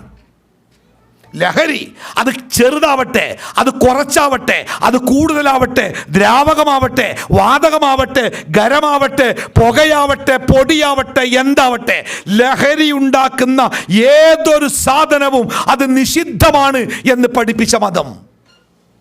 വർത്തമാന കാലഘട്ടത്തിൽ ഇന്ന് മനുഷ്യൻ അനുഭവിക്കുന്ന ഒട്ടനവധി ദുരന്തങ്ങളുടെ മൂലകാരണം നമ്മുടെ പോലീസ് റിപ്പോർട്ട് പ്രകാരം നാട്ടിൽ നടക്കുന്ന ക്രിമിനൽ പ്രവർത്തനങ്ങൾ, റോഡ് അപകടങ്ങൾ, കൊലപാതകങ്ങൾ, ഇങ്ങനെ എണ്ണിപ്പറഞ്ഞിട്ട് പോലീസ് റിപ്പോർട്ടിൽ പറഞ്ഞത് 70% കേസുകളിലും ഒരു ഭാഗത്ത് ലഹരിയുണ്ട് എന്നാണ്.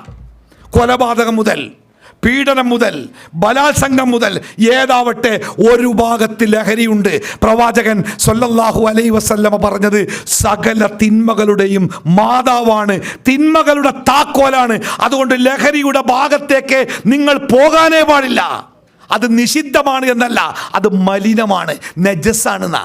ഏതാണ് ഈ കാഷ്ടം, മൂത്രം, ചലം, ഛർദ്ദിച്ചത് എന്നൊക്കെ പറഞ്ഞ് നമ്മൾ ലഹരിയുടെ അല്ലെങ്കിൽ നജസിൻ്റെ ഇനങ്ങൾ പറഞ്ഞില്ലേ, അതിൽപ്പെട്ട റിജിസ് എന്നാ പറഞ്ഞേ. മ്ലേച്ഛമായ വസ്തു എൻ്റെ ദേഹത്തിൽ ഒരു തുള്ളി ലഹരി, കള്ള് ഏതാവട്ടെ, പുതിയതോ പഴയതോ ആവട്ടെ, ഒരു തുള്ളി എൻ്റെ വസ്ത്രത്തിലായാലേ അത് കഴുകിക്കളയാതെ എൻ്റെ നിസ്കാരം സ്വീകരിക്കൂല. അത്രമാത്രം ഞാൻ വിട്ടു നിർത്തണം. അല്ലേ? പ്രവാചകൻ സ്വല്ലല്ലാഹു അലൈഹി വസല്ലമ പറഞ്ഞത് ഒരിത്തിരി ഒരു മനുഷ്യൻ ഉപയോഗിച്ചാൽ അവൻ്റെ 40 ദിവസത്തെ നിസ്കാരങ്ങൾ പടച്ചോന് വേണ്ട. വർത്തമാനകാല സമൂഹത്തിലെ നമ്മുടെ പുതിയ തലമുറ, മുസ്ലിം സമൂഹത്തിലെ പുതിയ തലമുറ, പണ്ടൊക്കെ ഏതെങ്കിലുമൊക്കെ ഒരു കുടുംബത്തിൽ ഏതെങ്കിലുമൊക്കെ ഒരാൾ കുടിശ്ശേക്കാരം. ഇന്ന് മാന്യമായ കുടുംബത്തിലെ, പുറത്തു പറയാൻ പറ്റാത്ത അത്രയും മാന്യതയുള്ള കുടുംബത്തിലെ കല്യാണം കഴിഞ്ഞ് 1-2 കൊല്ലമായ പെൺകുട്ടികൾ സങ്കടപ്പെട്ട് കരഞ്ഞുകൊണ്ട് പറയാ, ഉസ്താദെ ഇന്നലെയും കുടിച്ചിട്ടാ വന്ന്, ഇനി കുടിക്കൂലാന്ന് എന്നോട് സത്യം ചെയ്തതാ, ഇന്നലെയും കുടിച്ചിട്ടാ വന്ന്, എൻ്റെ വാപ്പതറിഞ്ഞാൽ, എൻ്റെ അമ്മതറിഞ്ഞാൽ നെഞ്ചുപൊട്ടി മരിക്കും ഉസ്താദെ, മൂപ്പര വാപ്പ പള്ളിൻ്റെ പ്രസിഡന്റാ ഉസ്താദെ, ഞാൻ ആരോടാ ഇതൊന്ന് പറയാ? ഒന്നല്ല, ഒരുപാട് കുടുംബങ്ങളിൽ. അപ്പം എന്നോടൊരു സ്ത്രീ പറഞ്ഞതാരോ, അപ്പം ഞാൻ പറഞ്ഞു, നിങ്ങളെ ഭർത്താവിനെ ഞാനെങ്ങനെ കാണുക? ഇതൊന്ന് പറയണമെങ്കിൽ നിങ്ങളെ ഭർത്താവിനെ ഞാൻ എവിടെ നിന്ന് കാണും? ആ സ്ത്രീ പറഞ്ഞതേ, മിക്ക ദിവസവും സുബൈക്ക് പള്ളിയിലുണ്ടാവാറുണ്ട്. മിക്ക ദിവസവും സുബൈക്ക് പള്ളിയിലുണ്ടാവാറുണ്ട്. ആരങ്ങൾ രാത്രി കുടിച്ച് വീട്ടിൽ വന്ന് ഭാര്യയെ മക്കളെ ശല്യപ്പെടുത്തുന്ന ഈ മനുഷ്യൻ മിക്ക ദിവസമുണ്ട്. നിങ്ങൾ ഒരു പ്രാവശ്യം കുടിച്ചാൽ 40 ദിവസത്തെ നിങ്ങളുടെ നിസ്കാരങ്ങൾ റബ്ബിന് ആവശ്യമില്ല എന്ന് പഠിപ്പിച്ച മതത്തിൻ്റെ പാഠം എവിടെയാ മറന്നത്? അല്ലേ? റസൂലുള്ളാഹി സ്വല്ലല്ലാഹു അലൈഹി വസല്ലമയുടെ കാലത്ത് മദ്യം വിരോധിച്ചപ്പോൾ എല്ലായിടത്തും മദ്യം ഇന്നത്തെ പോലെ ഈ സിന്തറ്റിക് അല്ലെങ്കിൽ ഈ മാരകമായ ലഹരി വസ്തുക്കളല്ല. മുന്തിരി, നല്ല വായു കടക്കാത്ത ഭരണിയിലാക്കിയിട്ടേ, പഴുത്ത മുന്തിരി വായു കടക്കാത്ത ഭരണിയിൽ അടച്ചിട്ട് അത് തുണി കൊണ്ട് കെട്ടിയിട്ട് മണ്ണിൻ്റെ ഉള്ളിൽ കുഴിച്ചിട്ടിട്ട് 90 ദിവസം കഴിഞ്ഞ് മാന്തി എടുക്കുമ്പോൾ ആ മുന്തിരി അലിഞ്ഞലിഞ്ഞലിഞ്ഞ് അത് ലഹരിയായിട്ടുണ്ടാവും. അതിനത്തെ കള്ള്. ഇന്നത്തെ പോലെ ഈ മായം കലർത്തിയ നിഷിദ്ധമായ മനുഷ്യനെ കൊല്ലുന്ന കള്ളല്ല. എന്നിട്ടാണ് ഇസ്ലാം ആ കള്ള് വിരോധിച്ചത്. അപ്പോൾ പ്രവാചകൻ്റെ അടുത്ത് വന്ന ഒരാൾ പറഞ്ഞേ, റസൂലേ, ഞങ്ങളുടെ നാട്ടിൽ ഒരാൾ ഇപ്പോഴും സാധനം ഉണ്ടാക്കുന്നുണ്ട്. നബി സല്ലല്ലാഹു അലൈഹി വസല്ലമ അയാളെ പിടിച്ച് തൻ്റെ മുമ്പിൽ കൊണ്ടുവരാൻ കൽപ്പിച്ച്. അയാൾ പ്രവാചകൻ്റെ മുമ്പിൽ ഇങ്ങനെ വിറച്ച് നിന്ന് പ്രവാചകൻ ചോദിച്ചു, നിങ്ങളിപ്പോഴും ഉണ്ടാക്കുന്നുണ്ടോ? അദ്ദേഹം പറഞ്ഞു, റസൂലേ, ഞാൻ ഉണ്ടാക്കുന്നുണ്ട്. പക്ഷെ ഞാൻ ഉണ്ടാക്കുന്ന കള്ള് ലഹരിക്ക് വേണ്ടിയല്ല ഉണ്ടാക്കുന്നത്. അത് ഒരു തരം വയറുവേദനക്കുള്ള മരുന്നാണ്. എൻ്റെ നാട്ടിലെ ചില ആളുകൾക്ക് വയറുവേദന ഉണ്ടാകുമ്പോൾ ഈ മരുന്ന് കുടിച്ചാൽ സുഖമാവാറുണ്ട്. അതുകൊണ്ട് മരുന്നായിട്ടാണ് റസൂൽ. നമ്മളൊക്കെ നാട്ടിൽ ചില വൈദ്യശാപ്പിൽ വൈകുന്നേരം ഭയങ്കര തിരക്കാണ്. എന്താ നിങ്ങൾ അവിടെ ഒരു അരിഷ്ടമുണ്ട്, അതാണ് കുടിച്ചാണ്ടല്ലോ വൈകുന്നേരം വരെ കൂലിപ്പണി എടുത്ത് എല്ലാ ക്ഷീണവും മാറുന്ന നല്ല തിരക്കാണ് അല്ലേ? ചില ആൾക്കാരൊക്കെ, നമ്മുടെ ചെറുപ്പക്കാരൊക്കെ വീട്ടിലിങ്ങനെ ഫ്രിഡ്ജിൽ കുപ്പി കൊടുന്ന് നോക്കി, എന്നിട്ട് എന്താ പറയാറിയോ, അതൊന്നല്ല, അത് മൂത്രച്ചൂടിന് കുടിക്കണമെന്നാ പറയാം. ആ മൂത്രച്ചൂടുന്ന പെരും ചൂടിലേക്ക് പിന്നെ അവൻ മാറിപ്പോകുന്നത് തിരിച്ചു നടക്കാൻ കഴിയാത്ത വിധം. ഞാൻ സൂചിപ്പിച്ചത്, ഏതൊരു കാലഘട്ടത്തിലും മനുഷ്യൻ എത്രമാത്രം പുരോഗതി കൈവരിച്ചു എന്ന് പറയുന്ന കാലത്തും ആത്മാഭിമാനത്തോടുകൂടി മനുഷ്യൻ്റെ മുമ്പിൽ പറയാൻ പറ്റുന്ന നിയമങ്ങളാണ് പടച്ച റബ്ബ് നമ്മുടെ മുമ്പിൽ പഠിപ്പിച്ചത്. നോക്കൂ നിങ്ങൾ, പലിശ.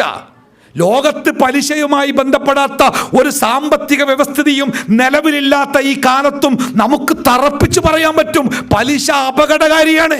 മനുഷ്യന്റെ ചോര കുടിക്കുന്ന പലിശ അത് മനുഷ്യനെ വളർത്തുകയില്ല, അത് മനുഷ്യനെ തളർത്തുകയും തകർക്കുകയും ചെയ്യുന്ന സാമ്പത്തികമായ വിനാശമാണ് എന്ന് ഇത്രയേറെ ഗൗരവത്തോടു കൂടി പറയാൻ ഈ മതത്തിനല്ലാതെ, ഈ മതത്തിൻ്റെ നിയമങ്ങൾക്കല്ലാതെ ആർക്കാണ് സഹോദര പറയാൻ പറ്റുക? അതുകൊണ്ട് രണ്ടാമതായി, ഒന്നാമത്തെ ഞാൻ എന്താ പറഞ്ഞിരുന്നത്, നമ്മൾ എത്രയൊക്കെ വളർന്ന് വലുതായിട്ടുണ്ടെങ്കിലും, നമ്മൾ എന്തൊക്കെ നേടിയിട്ടുണ്ടെങ്കിലും, നമ്മൾ പടച്ച റബ്ബിൻ്റെ മുമ്പിൽ അൻതുമുൽ ഫുഖറാ, ഒന്ന് ആ ബോധ്യം എപ്പോഴുണ്ടാവണം. പടച്ചോനെ വിട്ടിട്ടൊരു ഏർപ്പാടില്ല. 2, പടച്ച തമ്പുരാൻ മനുഷ്യർക്ക് വേണ്ടി നിശ്ചയിച്ച നിയമങ്ങളുണ്ടല്ലോ, അത് സർവകാലികമാണ്. ഏത് കാലഘട്ടത്തിലേക്കും എന്തൊക്കെ മാറ്റങ്ങൾ മനുഷ്യൻ്റെ ജീവിതത്തിലുണ്ടായാലും ആ മാറ്റങ്ങൾക്കൊപ്പം നിന്ന് മനുഷ്യനെ ധർമ്മത്തിലേക്ക് നയിക്കുവാൻ അള്ളാഹുവിൻ്റെ നിയമങ്ങൾക്കാവും. ഇന്ന ഹാദൽ ഖുർആൻ യഹ്ദി ലില്ലതി ഹിയ അഖ്വം, ഏറ്റവും നല്ല വഴിയിലേക്ക് നയിക്കുന്ന, ഏത് കാലത്തും 21-ാം നൂറ്റാണ്ടല്ല, ഇനി ഒരു 210-ാം നൂറ്റാണ്ടിൽ മനുഷ്യൻ ഈ ഭൂമിയിൽ ജീവിക്കേണ്ടി വന്നാലും ആ കാലഘട്ടത്തിലും മനുഷ്യരെ നന്മയിലേക്ക് നയിക്കാൻ സാധിക്കുന്ന ശക്തമായ നിയമങ്ങളാണ് ഈ മതത്തിൻ്റെ പേരിൽ അല്ലാഹു തആല നടപ്പാക്കിയത്. അത് രണ്ടാമതായിട്ട് മനസ്സിലുണ്ടാവണം. എത്രയൊക്കെ നമ്മൾ പഠിച്ചാലും എന്തൊക്കെ നമ്മൾ നേടിയാലും പടച്ച തമ്പുരാന്റെ നിയമങ്ങളാണ് നമ്മുടെ ജീവിതത്തിൻ്റെ ഏറ്റവും ശരിയായ ഭരണഘടന എന്ന് നമ്മൾ മനസ്സിൻ്റെ ഉള്ളിൽ കൊത്തിവെക്കണം. ആ റബ്ബ് പറഞ്ഞ ഒരു കാര്യത്തിന് അലസമായിട്ടോ ആ റബ്ബിൻ്റെ ഒരു കൽപ്പനയെ നിസ്സാരമായിട്ടോ തള്ളാൻ പാടില്ല. എൻ്റെ വീട്ടിൽ ഞാൻ കിടന്നുറങ്ങുന്ന എൻ്റെ മുറിയിലേക്ക് എൻ്റെ വീട്ടിലെ കാര്യം തിരിയുന്ന കുട്ടികൾ, 3, 4, 5 വയസ്സിൻ്റെ മേലേക്കുള്ള കുട്ടികൾ എൻ്റെ റൂമിലേക്ക് കയറി വരണമെങ്കിലേ 3 സമയം പറഞ്ഞ്, 1 സുബഹി നിസ്കാരത്തിൻ്റെ തൊട്ട് മുമ്പ്, 2 ളുഹർ നിസ്കാരത്തിന് ശേഷം, 3 ഇശാ നിസ്കാര ശേഷം ഞാൻ കിടക്കുന്ന സമയത്ത്. ഈ 3 സമയത്ത് എൻ്റെ കുട്ടികൾ എൻ്റെ ബെഡ്റൂമിലേക്ക് കയറി വരണമെങ്കിലേ മക്കളെ നമ്മൾ പഠിപ്പിക്കണം. ഇങ്ങനെ കൊട്ടിയിട്ടേ, ഉമ്മ ഞാൻ വരട്ടെ, ഉപ്പ ഞാൻ വരട്ടെ എന്ന് ചോദിച്ചിട്ടേ വരാൻ പാടുള്ളൂ. വരാൻ പറ്റൂലെങ്കിൽ വരണ്ടെന്ന് പറയാൻ ആ കുട്ടികൾക്ക് നമ്മൾ പഠിപ്പിച്ചു കൊടുക്കണം. ഈ 3 സമയങ്ങളും അത് മനുഷ്യൻ്റെ ജീവിതത്തിലെ ചില പ്രത്യേക സമയങ്ങളാണ്. ആ സമയങ്ങളിൽ എൻ്റെ മുറിയിലേക്ക് എൻ്റെ മക്കൾ കയറി വരണമെങ്കിൽ എൻ്റെ അനുവാദം ചോദിക്കണം. ആ വീട് മുറിയിലുള്ളവരുടെ അനുവാദം വാങ്ങിയിട്ട് ആ വീട്ടിൽ അവൻ ചെലവ് കൊടുക്കുന്ന അവൻ്റെ റേഷൻ കാർഡിൽ പേരുള്ള അവൻ്റെ കുട്ടികൾ ആ റൂമിക്ക് കയറാവുന്ന. നമ്മുടെയൊക്കെ ചില വീടുകളുണ്ടല്ലോ, ആ വീടുകളെപ്പറ്റി അങ്ങാടിയിലെ സംസാരം താരങ്ങളോ, മൂപ്പര വീടുണ്ടല്ലോ ഭയങ്കര സോഷ്യലാണ്, എപ്പോഴും കയറിച്ചല്ല, എവിടെയും കയറിച്ചല്ല. എവിടെ നമ്മളൊക്കെ ഇങ്ങനെ ഗൾഫിൽ നിന്നൊക്കെ ചെന്നിട്ട് വീടിൻ്റെ വരാന്തയിൽ പേപ്പറൊക്കെ വായിച്ചിരിക്കുമ്പോൾ അസ്സലാമലൈക്കും വലൈക്കുസ്സലാം പറഞ്ഞ് നോക്കുമ്പോൾ സലാം പറഞ്ഞവനെ കാണാനല്ല, പടച്ചവനെ ജിന്നറ്റ കയറി വന്നോ. പിന്നെ ശ്രദ്ധിച്ചാൽ കാണാം, അപ്പുറത്തെ അടുക്കളൻ്റെ കിണറ്റിൻ്റെ കൊട്ടത്തളത്തിൽ നമ്മളെ പെണ്ണുങ്ങൾ പാത്രം മോറിനോടത്തെ ആ കിണറ്റിന് തിണ്ടുമുണ്ടാവുമായിരിക്കണ്. കയറി വന്നപ്പോൾ നമ്മളെ കണ്ടതാ, അവിടെ കടക്കട്ടെ ഇത് സലാമോണ്ട് ഒരു ഏറുന്നു പോയതാണോ. എവിടെയും ചെക്ക് പോസ്റ്റില്ല, ഒരൊറ്റ പോക്ക് അടുക്കളയിൽ കൂടെ അപ്പുറത്തേക്ക്. എന്നിട്ട് എന്താ പറയാറോ, എന്താണ് ആ വീട്, എന്താ സോഷ്യൽ. അവസാനം സോഷ്യലൊക്കെ തെറ്റിയിട്ട് എല്ലാ കണക്കും തെറ്റിയിട്ട് ആകെ കണ്ണ് പുറത്തേക്ക് വരുമ്പോഴാ പടച്ചോനെ ഇങ്ങനെയൊക്കെ ഞാൻ വിശ്വസിച്ചിട്ട് എന്നോടിത് ചെയ്തല്ലോ. അതുകൊണ്ടാണ് പടച്ച റബ്ബ് പറഞ്ഞത്, നമ്മുടെ വീടുകൾ നമ്മുടെ സ്വകാര്യതകളാണ്. നമ്മുടെ വീട്ടിലുള്ള നമ്മുടെ ഭാര്യമാർ, നമ്മുടെ പെങ്ങന്മാർ, നമ്മുടെ മക്കൾ, ആൺമക്കൾ, പെൺമക്കൾ, അവർക്കൊക്കെ അവരുടെ ജീവിതത്തിൻ്റെ സ്വകാര്യത കാത്തു സൂക്ഷിക്കേണ്ട അവരുടെ ജീവിതത്തിലെ ഏറ്റവും മനോഹരമായ കേന്ദ്രമാണ് വീട്. സാധാരണ ഒരു വീടിന് ബൈത്ത് എന്ന് പറയാം, അല്ലെങ്കിൽ ദാറ് എന്നൊക്കെ പറയാം അറബിയിൽ. പക്ഷേ ഒരു കുടുംബം താമസിക്കുന്ന വീടിൻ്റെ പേരെന്താ നിങ്ങൾ, മസ്കൻ എന്നാണ്. മസ്കൻ എന്ന വാക്കിൻ്റെ അർത്ഥം സമാധാനത്തിൻ്റെ കേന്ദ്രം എന്നാ. സമാധാനത്തിൻ്റെ കേന്ദ്രമാണ് നമ്മുടെ വീട്. ആ വീട്ടിലുള്ളവരുടെ സമാധാനത്തിൻ്റെ കേന്ദ്രമാവണം. എൻ്റെ മനസ്സ് സംഘർഷഭരിതമാകുമ്പോൾ, എൻ്റെ മനസ്സ് അതിൽ പ്രയാസമുണ്ടാകുമ്പോൾ, ഉത്കണ്ഠയുണ്ടാകുമ്പോൾ, എനിക്ക് എൻ്റെ വീട്ടിലേക്ക് ചെന്നാൽ എൻ്റെ പ്രശ്നങ്ങൾ തീരുമെന്ന് എൻ്റെ മനസ്സിൽ ബോധ്യമുണ്ടാവണം. ആ രൂപത്തിലാവണം എൻ്റെ വീട്. ആ രൂപത്തിൽ എൻ്റെ വീടായിത്തീരണമെങ്കിൽ എൻ്റെ റബ്ബിൻ്റെ നിർദ്ദേശങ്ങൾ ആ വീടിൻ്റെ അകത്തളങ്ങളിൽ ഞാൻ പാലിക്കേണ്ടതുണ്ട്. പലപ്പോഴും നമ്മൾക്കൊക്കെ നമ്മുടെ കുട്ടികളെക്കുറിച്ച് ഭയങ്കര പരാതിയാണ്. മക്കളൊന്നും പഴയ പോലെയല്ല, നമ്മൾ പഴയ പോലെയാ. നമ്മൾ മാറിയില്ലേ. പഴയ നോക്കിയൻ്റെ ഫോണ് ഒരു കടയിലുണ്ടെങ്കിൽ ആരാത് വാങ്ങുക? വേണ്ടല്ലോ, നമുക്ക് പുതിയ ഫോൺ പോരെ. എല്ലാം നമുക്ക് പുതിയതല്ല വേണ്ടേ, നമ്മുടെ കുട്ടികൾക്കും പുതിയതാ വേണ്ടേ, ഓൾക്ക് പഴയത് വേണ്ട. പക്ഷെ ഒരു പ്രശ്നമുണ്ട്. എന്താ പ്രശ്നം അറിയോ? നമ്മളും നമ്മുടെ കുട്ടികളും തമ്മിൽ ഒരു വലിയ അകലുണ്ടായിട്ടുണ്ട്. അതേപോലെ മക്കളല്ല കാരണക്കാർ, അതിലൊരു പരിധിവരെ കാരണക്കാർ നമ്മളാണ്. രണ്ടാമത്തെ കാരണം ലോകത്തിൻ്റെ അവസ്ഥയാണ്. ഉസൈൻ ബോൾട്ടിനെ അറിയില്ല നിങ്ങൾ? ആരാ ഉസൈൻ ബോൾട്ട്? ഒളിമ്പിക്സിൽ ഏറ്റവും വേഗത്തിൽ ആ ഒളിമ്പിക്സിൽ 100 മീറ്റർ ഓടി റെക്കോർഡിട്ട വ്യക്തിയാണ് ഉസൈൻ ബോൾട്ട്. ആ ഉസൈൻ ബോൾട്ട് ആ ഒളിമ്പിക്സിൽ 100 മീറ്റർ ഓടാനെടുത്ത സമയമുണ്ടല്ലോ, അതേ സമയത്തിൽ 100 മീറ്റർ ഓടി തീർത്ത ഒരോട്ടക്കാരൻ ഈ കഴിഞ്ഞ ഒളിമ്പിക്സിൽ ഉണ്ടായിനി. അദ്ദേഹത്തിൻ്റെ സ്ഥാനം 5ാം സ്ഥാനത്തേനി.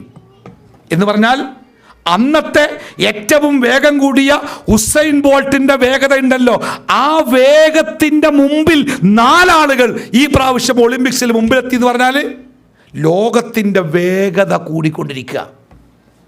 ആ ലോകത്തിൻ്റെ വേഗത കൂടിക്കൊണ്ടിരിക്കുമ്പോഴേ ആ വേഗത്തിൻ്റെ കൂടെ സഞ്ചരിക്കുന്ന മക്കളാ നമ്മുടെ മക്കള്. ആ മക്കളുടെ കൂടെ എത്താൻ നമുക്ക് പറ്റണില്ല. നമ്മളെ കുഴപ്പ, ഓല കുഴപ്പമല്ല.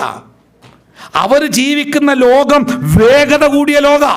ആ വേഗത കൂടിയ ലോകത്ത് സംഭവിക്കുന്ന മക്കളുടെ കൂടെ സഞ്ചരിക്കാൻ നമുക്ക് പറ്റും. നമ്മളിപ്പോൾ നോക്കിങ്ങൾ, നമ്മളും നമ്മുടെ 2-3 കുട്ടികളും നമ്മളൊരു യാത്ര പുറപ്പെടുക, കടൽ തീരത്തേക്ക് പോവാണ്.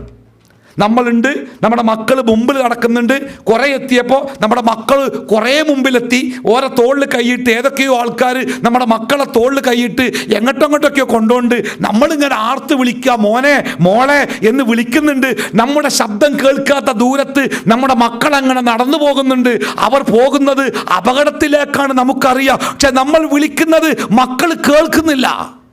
ആ അവസ്ഥയിലാണ് നമ്മുടെ മക്കളും ജീവിക്കണേ. നമുക്കും അവർക്കുമിടയിൽ ഒരു വലിയ മറയുണ്ട്. ആ മറക്കപ്പുറത്ത് അവരെ കേൾപ്പിക്കാനോ അവരുടെ കൂടെ എത്താനോ നമുക്ക് പറ്റുന്നില്ല. നമ്മളൊക്കെ കുട്ടികളായിരുന്ന കാലത്തെ നമുക്ക് എന്തെങ്കിലുമൊക്കെ സംശയം ഉണ്ടെങ്കിൽ ആരോടാ ചോദിച്ചിരുന്നത്? ഞാൻ കോളേജ് പഠിക്കുന്ന കാലത്തെ അരീക്കോട് സുല്ലം ഇസ്ലാമിൽ പഠിക്കുമ്പോൾ ഞങ്ങളുടെ ഹോസ്റ്റലിൽ ഒരു ചർച്ച വന്നിരിക്കുക. എന്താ അറിയോ? ഏതൊരു സ്ഥലത്ത് ഖബർ ഇടിഞ്ഞു വീണപ്പോൾ ആ ഖബറിൻ്റെ ഉള്ളിൽ അലിഞ്ഞു പോകാത്തൊരു മയ്യത്ത്. പല ചർച്ച ഔലിയാണ്, അങ്ങനെ പല ചർച്ച ഉണ്ടായി. അപ്പോൾ ഇത് ആരോട് ചോദിച്ചിട്ടൊരു ഉത്തരം കിട്ടുന്നില്ല. ഞാൻ തീരുമാനിച്ച് വീട്ടിൽ പോകുമ്പോൾ ബാപ്പാനോട് ചോദിക്കാം. എൻ്റെ ബാപ്പ 3ാം ക്ലാസ് വരെ പഠിച്ചിട്ടുള്ളൂ. പക്ഷേ ഞാൻ വീട്ടിലെത്തിയിട്ട് ഞാൻ ബാപ്പാനോട് ചോദിച്ചു, ബാപ്പ ഇങ്ങനെയൊക്കെ പറഞ്ഞു, എന്താ എൻ്റെ അവസ്ഥ? അപ്പോൾ ഈ ബാപ്പ ഞങ്ങളുടെ നാട്ടിൽ ഈ ഖബർ കുഴിക്കാൻ ആളില്ലെങ്കിൽ എൻ്റെ ബാപ്പ ഖബർ കുത്താൻ പോകാറുണ്ടായിരുന്നു. അതുകൊണ്ട് തന്നെ ബാപ്പ പറഞ്ഞ് അത് ഞങ്ങൾ ഖബർ കുത്തുമ്പോൾ പലപ്പോഴും ഇത്തരം കാഴ്ച അടുത്തടുത്ത് ഖബർ കുത്തുമ്പോഴേ ചിലപ്പോൾ ഒരു ഖബറിൻ്റെ ആ ഉള്ളിങ്ങോട്ട് തകർന്ന് വീഴുമ്പോൾ പൊളിഞ്ഞു വീഴുമ്പോൾ അപ്പുറത്തെ ഖബറിലുള്ള ചില സംഭവങ്ങളൊക്കെ കാണാറുണ്ട്. അത് ചിലപ്പോൾ ചില മയ്യത്തൊക്കെ കാണാം ഇങ്ങനെ അലിയാതെ കിടക്കുന്നത്. അതിന് പല കാരണം. ഒന്ന് മണ്ണിൻ്റെ അസിഡിറ്റി ആവാം, ആ മണ്ണിലുള്ള രാസപദാർത്ഥത്തിൻ്റെ മാറ്റമാവാം, അല്ലെങ്കിൽ ബാപ്പ പറഞ്ഞത് ആ മയ്യത്ത് ഉപയോഗിച്ച ചില മരുന്നുകളുടെ ഫലമാവാം, അല്ലെങ്കിൽ ആ മയ്യത്തിനെ പൊതിഞ്ഞ തുണിയുടെ പ്രത്യേകതയാവാം. പല കാരണങ്ങളാവാം. നമ്മളതിനെപ്പറ്റി ചിന്തിക്കലില്ല. അത് കണ്ടാൽ അതിങ്ങനെ പഴയതുപോലെ തിണ്ടൊക്കെ പൂർത്തിയാക്കി ഞങ്ങൾ അടുത്ത ഖബർ കുഴിക്കും. ആരും അത് പുറത്ത് പറയാറില്ല. അതൊക്കെ സാധാരണ കാണാറുണ്ട്. അതൊരു വലിയ സംഭവമൊന്നുമല്ല. ബാപ്പ പറഞ്ഞപ്പോൾ എനിക്കത് മനസ്സിലായി. ഇപ്പോൾ ഇടയ്ക്കിടയ്ക്ക് നമ്മുടെ നാട്ടിലൊക്കെ 40 കൊല്ലം മുമ്പത്തെ ഖബറിലെ മയ്യത്ത് അങ്ങനെ തന്നെ കിടക്കുന്നുണ്ടെന്ന് പറയുമ്പോൾ എനിക്കൊന്നും തോന്നാറില്ല. ബാപ്പ പറഞ്ഞ എനിക്ക് അങ്ങനെ തന്നെ വിശ്വാസമായിട്ടുണ്ട്. ഞാനത് മനസ്സിലാക്കിയിട്ടുണ്ട്. എനിക്കൊരു പ്രശ്നമല്ല. ഡിഗ്രിക്ക് പഠിക്കുന്ന ഞാനേ എൻ്റെ സംശയം ബാപ്പാനോട് ചോദിച്ചാൽ, ഇന്ന് LKGക്ക് പഠിക്കുന്നൊരു കുട്ടി നമ്മളോടൊരു സംശയം ചോദിച്ചാൽ പൊന്നാര ബാപ്പാരെ ഉമ്മാരെ അത് തീർത്തു കൊടുക്കാൻ നമ്മളെ കൊണ്ടാവുമോ? നമുക്കറിയോ? നമ്മൾ ചിലപ്പോഴൊക്കെ ചില കുട്ടികൾ ഇങ്ങനെ അന്തം എടാ എനിക്ക് ബാപ്പാനോട് ചോദിച്ചൂടെ? സാർ എൻ്റെ ബാപ്പാക്കൊന്നും അറിയില്ല. നമ്മനോട് ചോദിച്ചൂടെ? ഉമ്മക്ക് അത്രയും അറിയില്ല. ശരിയാണ്, നിസ്സഹായനാണ്. നമ്മുടെ ഒരു കുട്ടിക്ക് വീട്ടിൽ അവൻ്റെ പാഠ്യവിഷയത്തിലോ പാഠ്യേതര വിഷയത്തിലോ അവൻ്റെ ജീവിതത്തിലോ ഒരു സംഗതി ഉണ്ടായാൽ അത് ചോദിക്കാൻ ഒരാൾ അവൻ്റെ വീട്ടിലില്ല. പിന്നെ അവൻ ആരാളുള്ള നിങ്ങൾ? നമ്മുടെ കൂട്ടുകാർക്ക് എന്താ പേര് പറഞ്ഞിന്? കൂട്ടുകാരൻ, ഫ്രണ്ട്, സഹപാഠി, അങ്ങനെ പല പേരും പറഞ്ഞിനി. ഇപ്പോഴത്തെ കുട്ടികൾ ഓല കൂട്ടുകാർക്ക് പറയുന്ന പേരെന്താ? ചങ്ക് എന്നാ പറയാ. അത് വെറുതെ പറയണല്ല, ഓല ചങ്കാണ്. കട്ടക്ക് കൂടെ നിൽക്കും, എന്ത് സംശയവും തീർത്തു കൊടുക്കും, ഏത് പ്രശ്നത്തിനും പരിഹാരമുണ്ട്. കൊല്ലണോ കൂടെ നിൽക്കും, തല്ലണോ കൂടെ നിൽക്കും, ഇനി വേറെന്തേലും വേണോ കൂടെ നിൽക്കും. ഒരു പ്രശ്നമില്ല. അതുകൊണ്ട് അവർക്ക് ചങ്കുകളായത്. അത്ര ബന്ധ. എന്താ കാരണങ്ങൾ? ആ ചങ്കായ കൂട്ടുകാരൻ്റെ സ്ഥാനത്ത് ചങ്കാവേണ്ട മാതാപിതാക്കൾ നിസ്സഹായരായപ്പോൾ കുട്ടികൾ നമ്മളെ ഒഴിവാക്കിയിട്ട് അങ്ങോട്ട് പോയതാ. ചെറുപ്പത്തിലേ എൻ്റെ ബാപ്പാക്കൊരു സ്വഭാവം ഉണ്ടായിരുന്നു. രാവിലെ റേഡിയോയിലെ വാർത്ത, പ്രാദേശിക വാർത്തയും ഡൽഹിയിൽ നിന്നുള്ള 2ാമത്തെ വാർത്തയും അതിൻ്റെ ഇടയ്ക്കുള്ള ആ സംസ്കൃത വാർത്തയും ഇതും കൂടി കേട്ടിട്ടേ ബാപ്പ പെരീക്ക് വരുള്ളൂ. പെരി റേഡിയോ അല്ല, അയലോക്കത്തൊരു വീട്ടിൽ പോയിട്ടാണ് കേൾക്കലേ. അത് കേട്ടിട്ടേ ബാപ്പ പെരീക്ക് വരുള്ളൂ ചായ കുടിക്കാൻ. അപ്പോൾ ഒരു ദിവസം ബാപ്പ വാർത്ത കേട്ട് വരുമ്പോണ്ട് റേഡിയോനും തൂക്കി പിടിച്ച റേഡിയോനൊക്കെ കൊണ്ട് പെരീക്ക് വരിക പറഞ്ഞാൽ ഇപ്പം ഇന്നൊക്കെ ഒരു എയ്റോപ്ലെയിനും കൊണ്ട് വന്ന് അത്ര സന്തോഷം ഉണ്ടാവില്ല. അതിങ്ങനെ വെച്ചിട്ട് ബാപ്പ അങ്ങനെ മേശപ്പുറത്ത് വെച്ചിട്ട് ഞങ്ങളൊക്കെ വിളിച്ച് 8-9 മക്കളുടെ, നമ്മളെ വാപ്പിയമ്മയൊക്കെ ധൈര്യമുള്ള വാപ്പിയമ്മേന് 9 മക്കളെ പോറ്റാൻ ഒരു പേടി ഉണ്ടായിട്ടില്ല. നമുക്ക് 3 മക്കളായപ്പോൾ ഇതിൽ പെണ്ണുങ്ങൾ ഉറങ്ങാനായിട്ടില്ല. എത്ര മനുഷ്യങ്ങൾ കണ്ടിക്കണ്, എന്താ കണ്ടിക്കണ്, എന്ത് കാണാം. ഒരു ദിവസം കൂലിപ്പണി എടുത്താൽ 10 റുപ്യ കൂലിയിട്ടില്ല ബാപ്പ. ഞങ്ങൾ 9 ആളെ വളർത്തിയിട്ട് അതിൽ ഏറ്റവും കുറവ് ഞാനാ, ബാക്കി 8 ആളും എൻ്റെ മേലെ. ഒരു പേടി ഒലിക്കില്ല ഇനി അല്ലേ? ആ ബാപ്പ ഞങ്ങൾ 9 ആളെയും വിളിച്ചിട്ട് നിർത്തിയിട്ട് പറഞ്ഞു, ഇത് റേഡിയോനാണ്, റേഡിയോ ഉണ്ട്, ഇത് തുറക്കൽ ഇവിടെയാണ്, ഇത് സൗണ്ട് കൂട്ടാനുള്ളതാണ്, ഇത് ബാൻഡ് മാറ്റാനുള്ളതാണ്, ഇത് സ്റ്റേഷൻ, ഇത് ബാറ്ററി ഒക്കെ ബാപ്പ എന്തേ കാണിച്ചെന്നറിയോ? അത് നമ്മൾ തിരിച്ചു കാണ്ട് കേടെടുത്താതിരിക്കാൻ ബാപ്പ പഠിപ്പിച്ചെന്നാ. ഇന്ന് ഒരു ഓൺലൈനിൽ ഒരു സാധനം നമ്മളെ പെരീക്ക് നമ്മൾ വരുത്തിയാലേ അതിങ്ങനെ പെട്ടിങ്ങനെ പൊളിച്ചാൽ നോക്കുമ്പം പെണ്ണുങ്ങൾ പറഞ്ഞു, ഓക്കെ അത് കേടെടുത്തണ്ട, വൈകുന്നേരം സ്കൂളിട്ട് വരട്ടെ, എന്നിട്ട് ശരിയാക്കി തരും. അത് ഈ പറഞ്ഞാൽ പോളിടെക്നിക്കിൻ്റെ പ്രിൻസിപ്പാളെന്നല്ല, 3ാം ക്ലാസ് പഠിക്കുന്ന പേരക്കുട്ടി ഉണ്ടാവും. ഓനെ കാത്തിക്കുക. 3ാം ക്ലാസ് പഠിക്കുന്ന പേരക്കുട്ടി വരട്ടെ, കാണിച്ചു തരും. അത് അവിടെ ഇവിടെ തിരിച്ചു കാണ്ട് കേടെടുത്തണ്ടാണ്. ഇതൊരു തലമുറയുടെ മാറ്റാണ്. ഈ മാറ്റം നമ്മൾ ഉൾക്കൊണ്ടേ പറ്റൂ. അപ്പോൾ ആരാ നമ്മളെ കുട്ടിക്ക് ഇത് പഠിപ്പിച്ചു കൊടുത്തേ? ഞാൻ എൻ്റെ അനുഭവങ്ങൾ പറയുന്ന കൂട്ടത്തിൽ നിങ്ങൾ കേട്ടിട്ടുണ്ടാവും.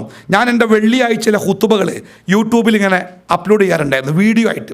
പിന്നെ വീഡിയോ അപ്ലോഡ് ചെയ്യാൻ ചില പ്രയാസങ്ങളുണ്ടായി, റെക്കോർഡ് ചെയ്യാൻ സൗകര്യമില്ല, ഫോണൊക്കെ നാശമായപ്പോൾ ഞാൻ ഇതിങ്ങനെ ഓഡിയോ മാത്രം പിടിക്കുക. കുത്തു പറയുമ്പോൾ മൊബൈൽ ഇങ്ങനെ ആ സൗണ്ട് റെക്കോർഡർ ഓണാക്കി വെച്ചിട്ട് അത് മാത്രം പിടിക്കും. അത് യൂട്യൂബിൽ അപ്ലോഡ് ചെയ്യാൻ കുറച്ച് പണിയാണ്. വെറും സൗണ്ട്. വീഡിയോ ഉണ്ടെങ്കിൽ എളുപ്പമാണ്, ആ 2 കൊമ്പെന്നാണ് പോകുന്നത്, എങ്ങോട്ടാണ് പോകും. പക്ഷേ ഓഡിയോ ആണെങ്കിൽ അതിങ്ങനെ ഒരു എഡിറ്റ് ചെയ്ത് പിന്നെ എന്താ എക്സ്പോർട്ടോ ഇമ്പോർട്ടോ കുട്ടിയൊക്കെ അറിയാം, അതൊക്കെ ചെയ്താലേ അതിനുള്ളിൽ കയറി പോവുള്ളൂ. അപ്പോൾ ഞാൻ ഇത് ചെന്നപ്പോൾ, അപ്പോൾ എൻ്റെ മോൻ 9ാം ക്ലാസ്സിലായിരുന്നു. അപ്പോൾ ഞാൻ ഓനോട് പറഞ്ഞു, അതൊന്ന് ശരിയാക്കാൻ കേട്ടോ. 9 കളിക്കാൻ പോണിൻ്റെ ഇടയ്ക്ക് ശരിയാക്കി പോകും. അങ്ങനെ ഖുത്തുബ യൂട്യൂബിലിട്ട് പിന്നെ കുറേ കാലം 10ാം ക്ലാസ്സിലെത്തിയപ്പോൾ സ്കൂൾ വിട്ട് വരുമ്പോൾ തന്നെ കുറേ നേരമാവും, എൻ്റെ പരിപാടി നടക്കാതെ. അപ്പോൾ ആൾക്കാർ വിളിക്കാൻ തുടങ്ങി, ഉസ്താദ് നിങ്ങളെ ഖുത്തുബ ഇപ്പം കിട്ടുന്നില്ലല്ലോ, എന്താണ്? അതൊന്ന് ചെയ്തു തരുമോ, അങ്ങനെ ഇങ്ങനെയൊക്കെ. അപ്പം ഞാൻ മോനോട് പോകാൻ ഇപ്പം സമയമല്ല. ഞാൻ പറഞ്ഞൊരു കാര്യം ചെയ്യും, അത് എനിക്ക് പഠിപ്പിച്ചോണ്ടാ, എന്നാൽ എനിക്ക് ചെയ്താൽ മതിയല്ലോ. അത് പറ്റും. ഓന് ഫോണും കൊണ്ടിരുന്ന് ഒരു 4 വട്ടം പറഞ്ഞെന്ന്. പിന്നെ ഓൻ്റെ ഒച്ച എങ്ങനെ മാറുന്നത് എനിക്കെന്നെ മനസ്സിലായി. അപ്പം ഞാൻ പറഞ്ഞേടാ, ഇതൊരു കാര്യം ചെയ്യും, ഈ ഞാനൊക്കെ ഒഴിവുണ്ടാകുമ്പോൾ ചെയ്താൽ മതി, എനിക്ക് ചെയ്യേണ്ടാറ്. പിന്നെ കുറേ കഴിഞ്ഞ ആൾക്കാർ എന്താ അവസ്ഥ? അപ്പം ഞാൻ പറഞ്ഞാടാ, എനിക്ക് സമയമില്ലായിട്ടൊന്നുമല്ല, ഒരുപാട് സമയമുണ്ട്, പക്ഷെ എനിക്കിപ്പോഴും അറിയില്ല. ഇപ്പോഴും എൻ്റെ ഒരു പ്രസംഗം ഞാൻ ഇത് റെക്കോർഡ് ചെയ്താൽ അതെങ്ങനെ യൂട്യൂബിലേക്ക് അയക്കുക. അപ്പം എൻ്റെ മകൻ ഒരു സ്ഥലത്തും, വല്ലാഹി ഒരു സ്ഥലത്തും ഇതെങ്ങനെയാണ് ചെയ്യേണ്ടത് എന്ന് പഠിക്കാൻ വേണ്ടി ഒരു സ്ഥാപനത്തിലോ ഒരു വ്യക്തിയുടെ മുമ്പിലോ ഒരാളെ മുമ്പിലോ എൻ്റെ മകൻ പോയിട്ടില്ല, സത്യമായിട്ടും പോയിട്ടില്ല. പക്ഷെ എത്ര ഈസി ആയിട്ട് അവനെ ചെയ്യണങ്ങൾ. ഞാൻ അത്ര മോശമൊന്നുമല്ല. 10ാം ക്ലാസ്സിൽ എൻ്റെ സ്കൂളിൽ ഏറ്റവും ടോപ്പിൽ 2ാം സ്ഥാനത്തിലാണ് ഞാൻ. ഫസ്റ്റ് ക്ലാസ് മാർക്ക് എനിക്ക് വളരെ പൊട്ടണമെന്നല്ല. അത്ര ഉണ്ടായിട്ടും അതൊന്ന് മനസ്സിലാക്കാൻ 4 വട്ടം പറഞ്ഞിട്ട് എനിക്ക് മനസ്സിലാവാത്തൊരു കാര്യം ആരും പറഞ്ഞു കൊടുക്കാതെ എൻ്റെ കുട്ടി എത്ര എളുപ്പം മനസ്സിലാക്കിയേ. അതാണ് ഒരു തലമുറയിലുണ്ടായ മാറ്റാണ്. ഈ മാറ്റം നമ്മൾ അറിയണം. മാതാപിതാക്കളാണ് അറിയേണ്ടത്. നമ്മുടെ മക്കൾ നിസ്സഹായരാണ്. അവരെ ചേർത്ത് പിടിച്ച്, അവരെ കൈപിടിച്ച്, അവരെ മുന്നോട്ട് നയിക്കേണ്ട മാതാപിതാക്കളായ നമുക്ക് അതിന് സാധിക്കാതെ വന്നിരിക്കുന്നു. മക്കൾ ഒരുപാട് മുന്നിലും നമ്മൾ ഒരുപാട് പിന്നിലുമായിരിക്കുന്നു. ഈ അവസ്ഥ നമ്മൾ മനസ്സിലാക്കണം. ഞാൻ എപ്പോഴും രക്ഷിതാക്കളോട് പറയാറുണ്ടേ, നമ്മുടെ കുട്ടികൾക്ക് എന്തെങ്കിലും അബദ്ധം സംഭവിച്ചു പോയാലേ ആ മക്കളെ ചീത്ത പറയാനോ ശപിക്കാനോ നിൽക്കരുത്. കാല് വഴുതി പോകുന്ന ഒരിടത്തുകൂടി, ഇപ്പം ഇവിടെ നല്ല ഓയിൽ പോലെ വഴുക്കുന്ന ഒരു സാധനം ആകപ്പാടെ ചിന്തിയിട്ടുണ്ടെങ്കിലേ അതിലൂടെ നമ്മുടെ മക്കൾ നടന്നു പോകുമ്പോൾ അവർ വീണ് പോകുന്നുണ്ടെങ്കിൽ അവരെ കുറ്റപ്പെടുത്താൻ പാടില്ല. അവരല്ല ഉത്തരവാദികൾ. നമ്മുടെ മക്കളൊക്കെ ജീവിക്കുന്ന ലോകം എത്ര അപകടം പിടിച്ച ലോകാര്യങ്ങൾ. ഇപ്പം എൻ്റെയൊക്കെ ചെറുപ്പകാലത്ത് 1980, 73 എൻ്റെ ഡേറ്റ് ഓഫ് ബർത്ത്. ആ 70-കൾ 80-കളുടെ തുടക്കത്തിലൊക്കെയാണ് എൻ്റെയൊക്കെ കുട്ടിക്കാലം. അപ്പം നാട്ടിൽ ഈ സിനിമ പോസ്റ്റർ ഒട്ടിക്കാൻ വേണ്ടി സൈക്കിളുമേ പോസ്റ്ററുമായിട്ട് രാവിലെ 7 മണിക്ക് വെള്ളിയാഴ്ച തൊട്ടടുത്ത തിയേറ്ററിൽ ആൾക്കാർ വരും. അപ്പം എന്താ പുതിയ സിനിമ എന്നറിയാൻ വേണ്ടി കുട്ടികളൊക്കെ റോട്ടിൽ കാത്തിക്കുന്ന നേരാണ്. പിന്നെ ചെറിയ നോട്ടീസും ഉണ്ടാവും. അപ്പം ചില സിനിമ പോസ്റ്ററിൻ്റെ മേലെ കാണാം എ എന്ന വലിയ അക്ഷരം. അത് കണ്ടാൽ അത് മോശപ്പെട്ട സിനിമയാണ്, അത് പിന്നെ കാണാൻ പോകാൻ പാടില്ല എന്നാണ് പൊതുവെ നമ്മളൊക്കെ വിശ്വാസം. ആരും പോയില്ല. എന്നാലും ചില കുട്ടികളൊക്കെ അങ്ങനെ പോയി സെക്കൻഡ് ഷോക്ക് പോയി, അങ്ങോട്ട് പോയി ഇങ്ങോട്ട് പോയി എന്നൊക്കെ പറയും. ഞാനൊന്നും ഇതുവരെ അങ്ങനത്തെ ഒരു സിനിമ കണ്ടിട്ടില്ല. പൂതില്ലായിട്ട് തന്നിട്ട് പൂതിയൊക്കെ ഉണ്ടാവും, പക്ഷെ നടക്കൂല. ഇനി ഒന്ന് എൻ്റെ വാപ്പ പള്ളിക്കൽ വാങ്ങിക്കൊടുക്കുന്ന ആളാണ്. ഞാനെങ്ങാനും അജ്ജാതി സിനിമക്ക് അജ്ജാതി എന്നല്ല, ഏതെങ്കിലും സിനിമക്ക് പോയി എന്ന് പറഞ്ഞാൽ അന്ന് നാട്ടുകാർക്ക് ഫ്രീ ആയിട്ടൊരു മയ്യത്ത് നിസ്കാരം കിട്ടും. ആ മയ്യത്ത് ഞാനേ കാരം, എനിക്ക് ഉറപ്പാണ്. അതുകൊണ്ട് ഞാൻ ആ ഏതൊക്കെ കണ്ട പോസ്റ്ററിനെ കണ്ട നോക്കാൻ എനിക്ക് പേടിയിനി. ഇന്നിപ്പോൾ എൻ്റെ കുട്ടി അങ്ങനത്തെ ഒരു സിനിമ കണ്ടിട്ടില്ല എന്ന് പറയാൻ എനിക്ക് പറ്റുമോ? ഓൻ്റെയൊക്കെ കയ്യിലുള്ള വിശാലമായ മൊബൈൽ ഫോണിൽ നട്ടപ്പാതിരക്ക് വീടിൻ്റെ വാതിൽ കുറ്റിയിട്ടിട്ട് അവൻ്റെ ബെഡ്റൂമിൽ കമിഴ്ന്ന് കിടന്ന് തലയിണയിൽ കുത്തിച്ചാരി വെച്ച മൊബൈൽ ഫോണിൽ അവന് കണ്ടൂടെ? എനിക്ക് തടയാൻ പറ്റുമോ? എൻ്റെ നാട്ടുകാർക്ക് തടയാൻ പറ്റുമോ? ആർക്കേലും തടയാൻ പറ്റുമോ? അത്രമാത്രം. ഞാൻ പഠിച്ചിരുന്ന കാലത്തൊരു സംഭവം ഉണ്ടായി സ്കൂളിൽ. എൻ്റെ 10ാം ക്ലാസ് 88-89. അതായത് ഞങ്ങളുടെ ക്ലാസ് പഠിക്കുന്ന ഒരു പയ്യൻ അപ്പുറത്തെ 9ാം ക്ലാസ്സിലെ ഒരു കുട്ടിക്ക് ഒരു പ്രേമലേഖനം കൊടുത്തതാ പ്രശ്നം. ഞങ്ങളുടെ സ്കൂളിൽ ഒരു ഹെഡ് മാസ്റ്റർ പോലത്തെ 3 മാസ്റ്റർമാർ വേറെയുണ്ട്. 1.5 മീറ്റർ വലിപ്പമുള്ള ചൂരിലായിട്ട് ഒരു വരാന്തൻ്റെ സൈഡിൽ ഇങ്ങനെ നിന്നാണ്ടല്ലോ ഒരൊറ്റ കുട്ടി ഇൻ്റർവെല്ലിനും കൂടി പുറത്തിറങ്ങൂല. അജാതി കാലാണ്. ആ കാലത്ത് അപ്പം പ്രേമലേഖനം കൊടുത്ത് ബമ്പിച്ച വാർത്തയായി. ഓൻ്റെ ഒരു ഹീറോ പരിവേഷം. എന്താ ഓനൊക്കെ നിമിഷം കൊണ്ട് എന്താ കാര്യങ്ങൾ. ഇന്നത്തെ കാലത്ത് ഇപ്പോൾ ഒരു കുട്ടിക്ക് വലിയ പണിയുണ്ടേന്. നല്ല കൊമ്പമീശുള്ള കണക്കിൻ്റെ മാസ്റ്റർ ക്ലാസ് എടുക്കുമ്പം ഇപ്പം കീസിൽ നിന്ന് മൊബൈൽ എടുത്ത് കണ്ട് 2-3 നെക്കിക്കാണ്ട് കീ നൊച്ചേക്കാം ഇവിടുന്ന് പോയി എന്നർത്ഥം. അപ്പം കാണാം ഓളെ ബാഗിൻ്റെ ഉള്ളിൽ നിന്ന് കീ അവിടെ എത്തി എന്നർത്ഥം. അപ്പം തന്നെ ബാഗിനുള്ളിൽ കൈയിട്ട് ഡാ യാ എന്നൊക്കെ പറഞ്ഞ് ഓർഡർ മറുപടി അയച്ച ബടിയും കിട്ടി കീ. ഇനി നിക്കാതിൻ്റെ ഡേറ്റ് തീരുമാനിച്ചാൽ മതി. സംഗതി തീരുമാനമായി. ആകപ്പാടെ വേണ്ടത് 1 മിനിറ്റിൻ്റെ പകുതിയാണ്. ആ കാലഘട്ടത്തിലാണ് നമ്മുടെ മക്കൾ ജീവിക്കേണ്ടി വരുന്നത് എന്ന് നമ്മൾ മനസ്സിലാക്കണം. എന്നാൽ പിന്നെ ഓല അങ്ങനെ പോയിക്കോട്ടെ, നമുക്കൊന്നും ചെയ്യാല്ല, ഓലായി ഓല പാടായി എന്ന് നമുക്ക് വിൽക്കാൻ പറ്റുമോ? മാറിക്കാൻ പറ്റുമോ? മഹാനായ 2ാം ഖലീഫ ഉമർ ബിൻ ഖത്താബ് റളിയല്ലാഹു അൻഹുവിൻ്റെ മുമ്പിൽ ഒരു പിതാവ് വന്നിട്ട് പരാതി പറയണേ, എൻ്റെ മകൻ എന്നെ പരിഗണിക്കുന്നേ ഇല്ല, എന്നോടുള്ള ഒരു കടമകളും അവൻ നിർവഹിക്കുന്നേ ഇല്ല. ഖലീഫ ഉമർ പറഞ്ഞു, മകനെയും കൊണ്ട് വരാൻ പറഞ്ഞു. പിറ്റേന്ന് ഈ ബാപ്പ മോനെയും കൊണ്ട് ചെന്നു. ഖലീഫ ഉമർ മകനോട് ചോദിച്ചു, ബാപ്പ പറഞ്ഞ കാര്യമാണോ? മകൻ ഒരു ചോദ്യം ചോദിച്ചു ഖലീഫയോട്, അമീറുൽ മുഅ്മിനീൻ, എനിക്കെൻ്റെ ബാപ്പയോട് കടമകളുണ്ട്, ശരിയാണ്, പക്ഷേ എൻ്റെ ബാപ്പയ്ക്ക് എന്നോട് വല്ല കടമയുണ്ടോ? നമ്മളൊക്കെ എല്ലാ പ്രസംഗത്തിലും വിഷയം എന്താ അറിയോ? മാതാപിതാക്കളോടുള്ള കടമകൾ. മാതാപിതാക്കൾക്ക് മക്കളോട് വല്ല കടമയുണ്ടോ? അതാണ് ഈ മകൻ ചോദിച്ചത്. ഖലീഫ പറഞ്ഞുണ്ടല്ലോ, ഒന്ന്, നിനക്ക് ഈമാനുള്ള ഒരു ഉമ്മയെ തരേണ്ട ബാധ്യത ബാപ്പക്കുണ്ടായിരുന്നു. മുഅ്മിനായിട്ട് നല്ല കുട്ടിയായിട്ട് ഈമാനുള്ള കുട്ടിയായിട്ട് നിന്നെ വളർത്തുവാൻ ഈമാനുള്ള ഒരു ഉമ്മയെ നിനക്കു തരേണ്ട ചുമതല ബാപ്പക്കുണ്ട്. രണ്ട്, നല്ല പേരിട്ട് ഇസ്ലാമിക സംസ്കാരത്തിൽ നിന്നെ വളർത്തേണ്ട ചുമതല നിന്റെ ബാപ്പക്കുണ്ട്. മൂന്ന്, അള്ളാഹുവിൻ്റെ കിതാബ് നിനക്ക് പഠിപ്പിച്ചു തരേണ്ട ചുമതല നിന്റെ ബാപ്പക്കുണ്ട്. 3 കാര്യം പറഞ്ഞേ. ഈ മകൻ പറഞ്ഞു, എന്നാൽ ഖലീഫ, അമീറുൽ മുഅ്മിനീൻ, എൻ്റെ ബാപ്പ ഇത് 3 ചെയ്തിട്ടില്ല. എൻ്റെ ഉമ്മ ഈമാനുള്ളൊരു ഉമ്മയല്ല, സൗന്ദര്യം കണ്ട് എൻ്റെ ബാപ്പ കല്യാണം കഴിച്ച ഒരു സ്ത്രീ എൻ്റെ ഉമ്മ. എൻ്റെ ഉമ്മയിൽ നിന്ന് എനിക്ക് ദീന് കിട്ടിയിട്ടില്ല. 2, ഇസ്ലാമികമായി ഒരു നല്ല പേരിടാനോ ഇസ്ലാമിക സംസ്കാരം എന്നെ പഠിപ്പിക്കാനോ എൻ്റെ ബാപ്പ ആഗ്രഹിച്ചിട്ടില്ല.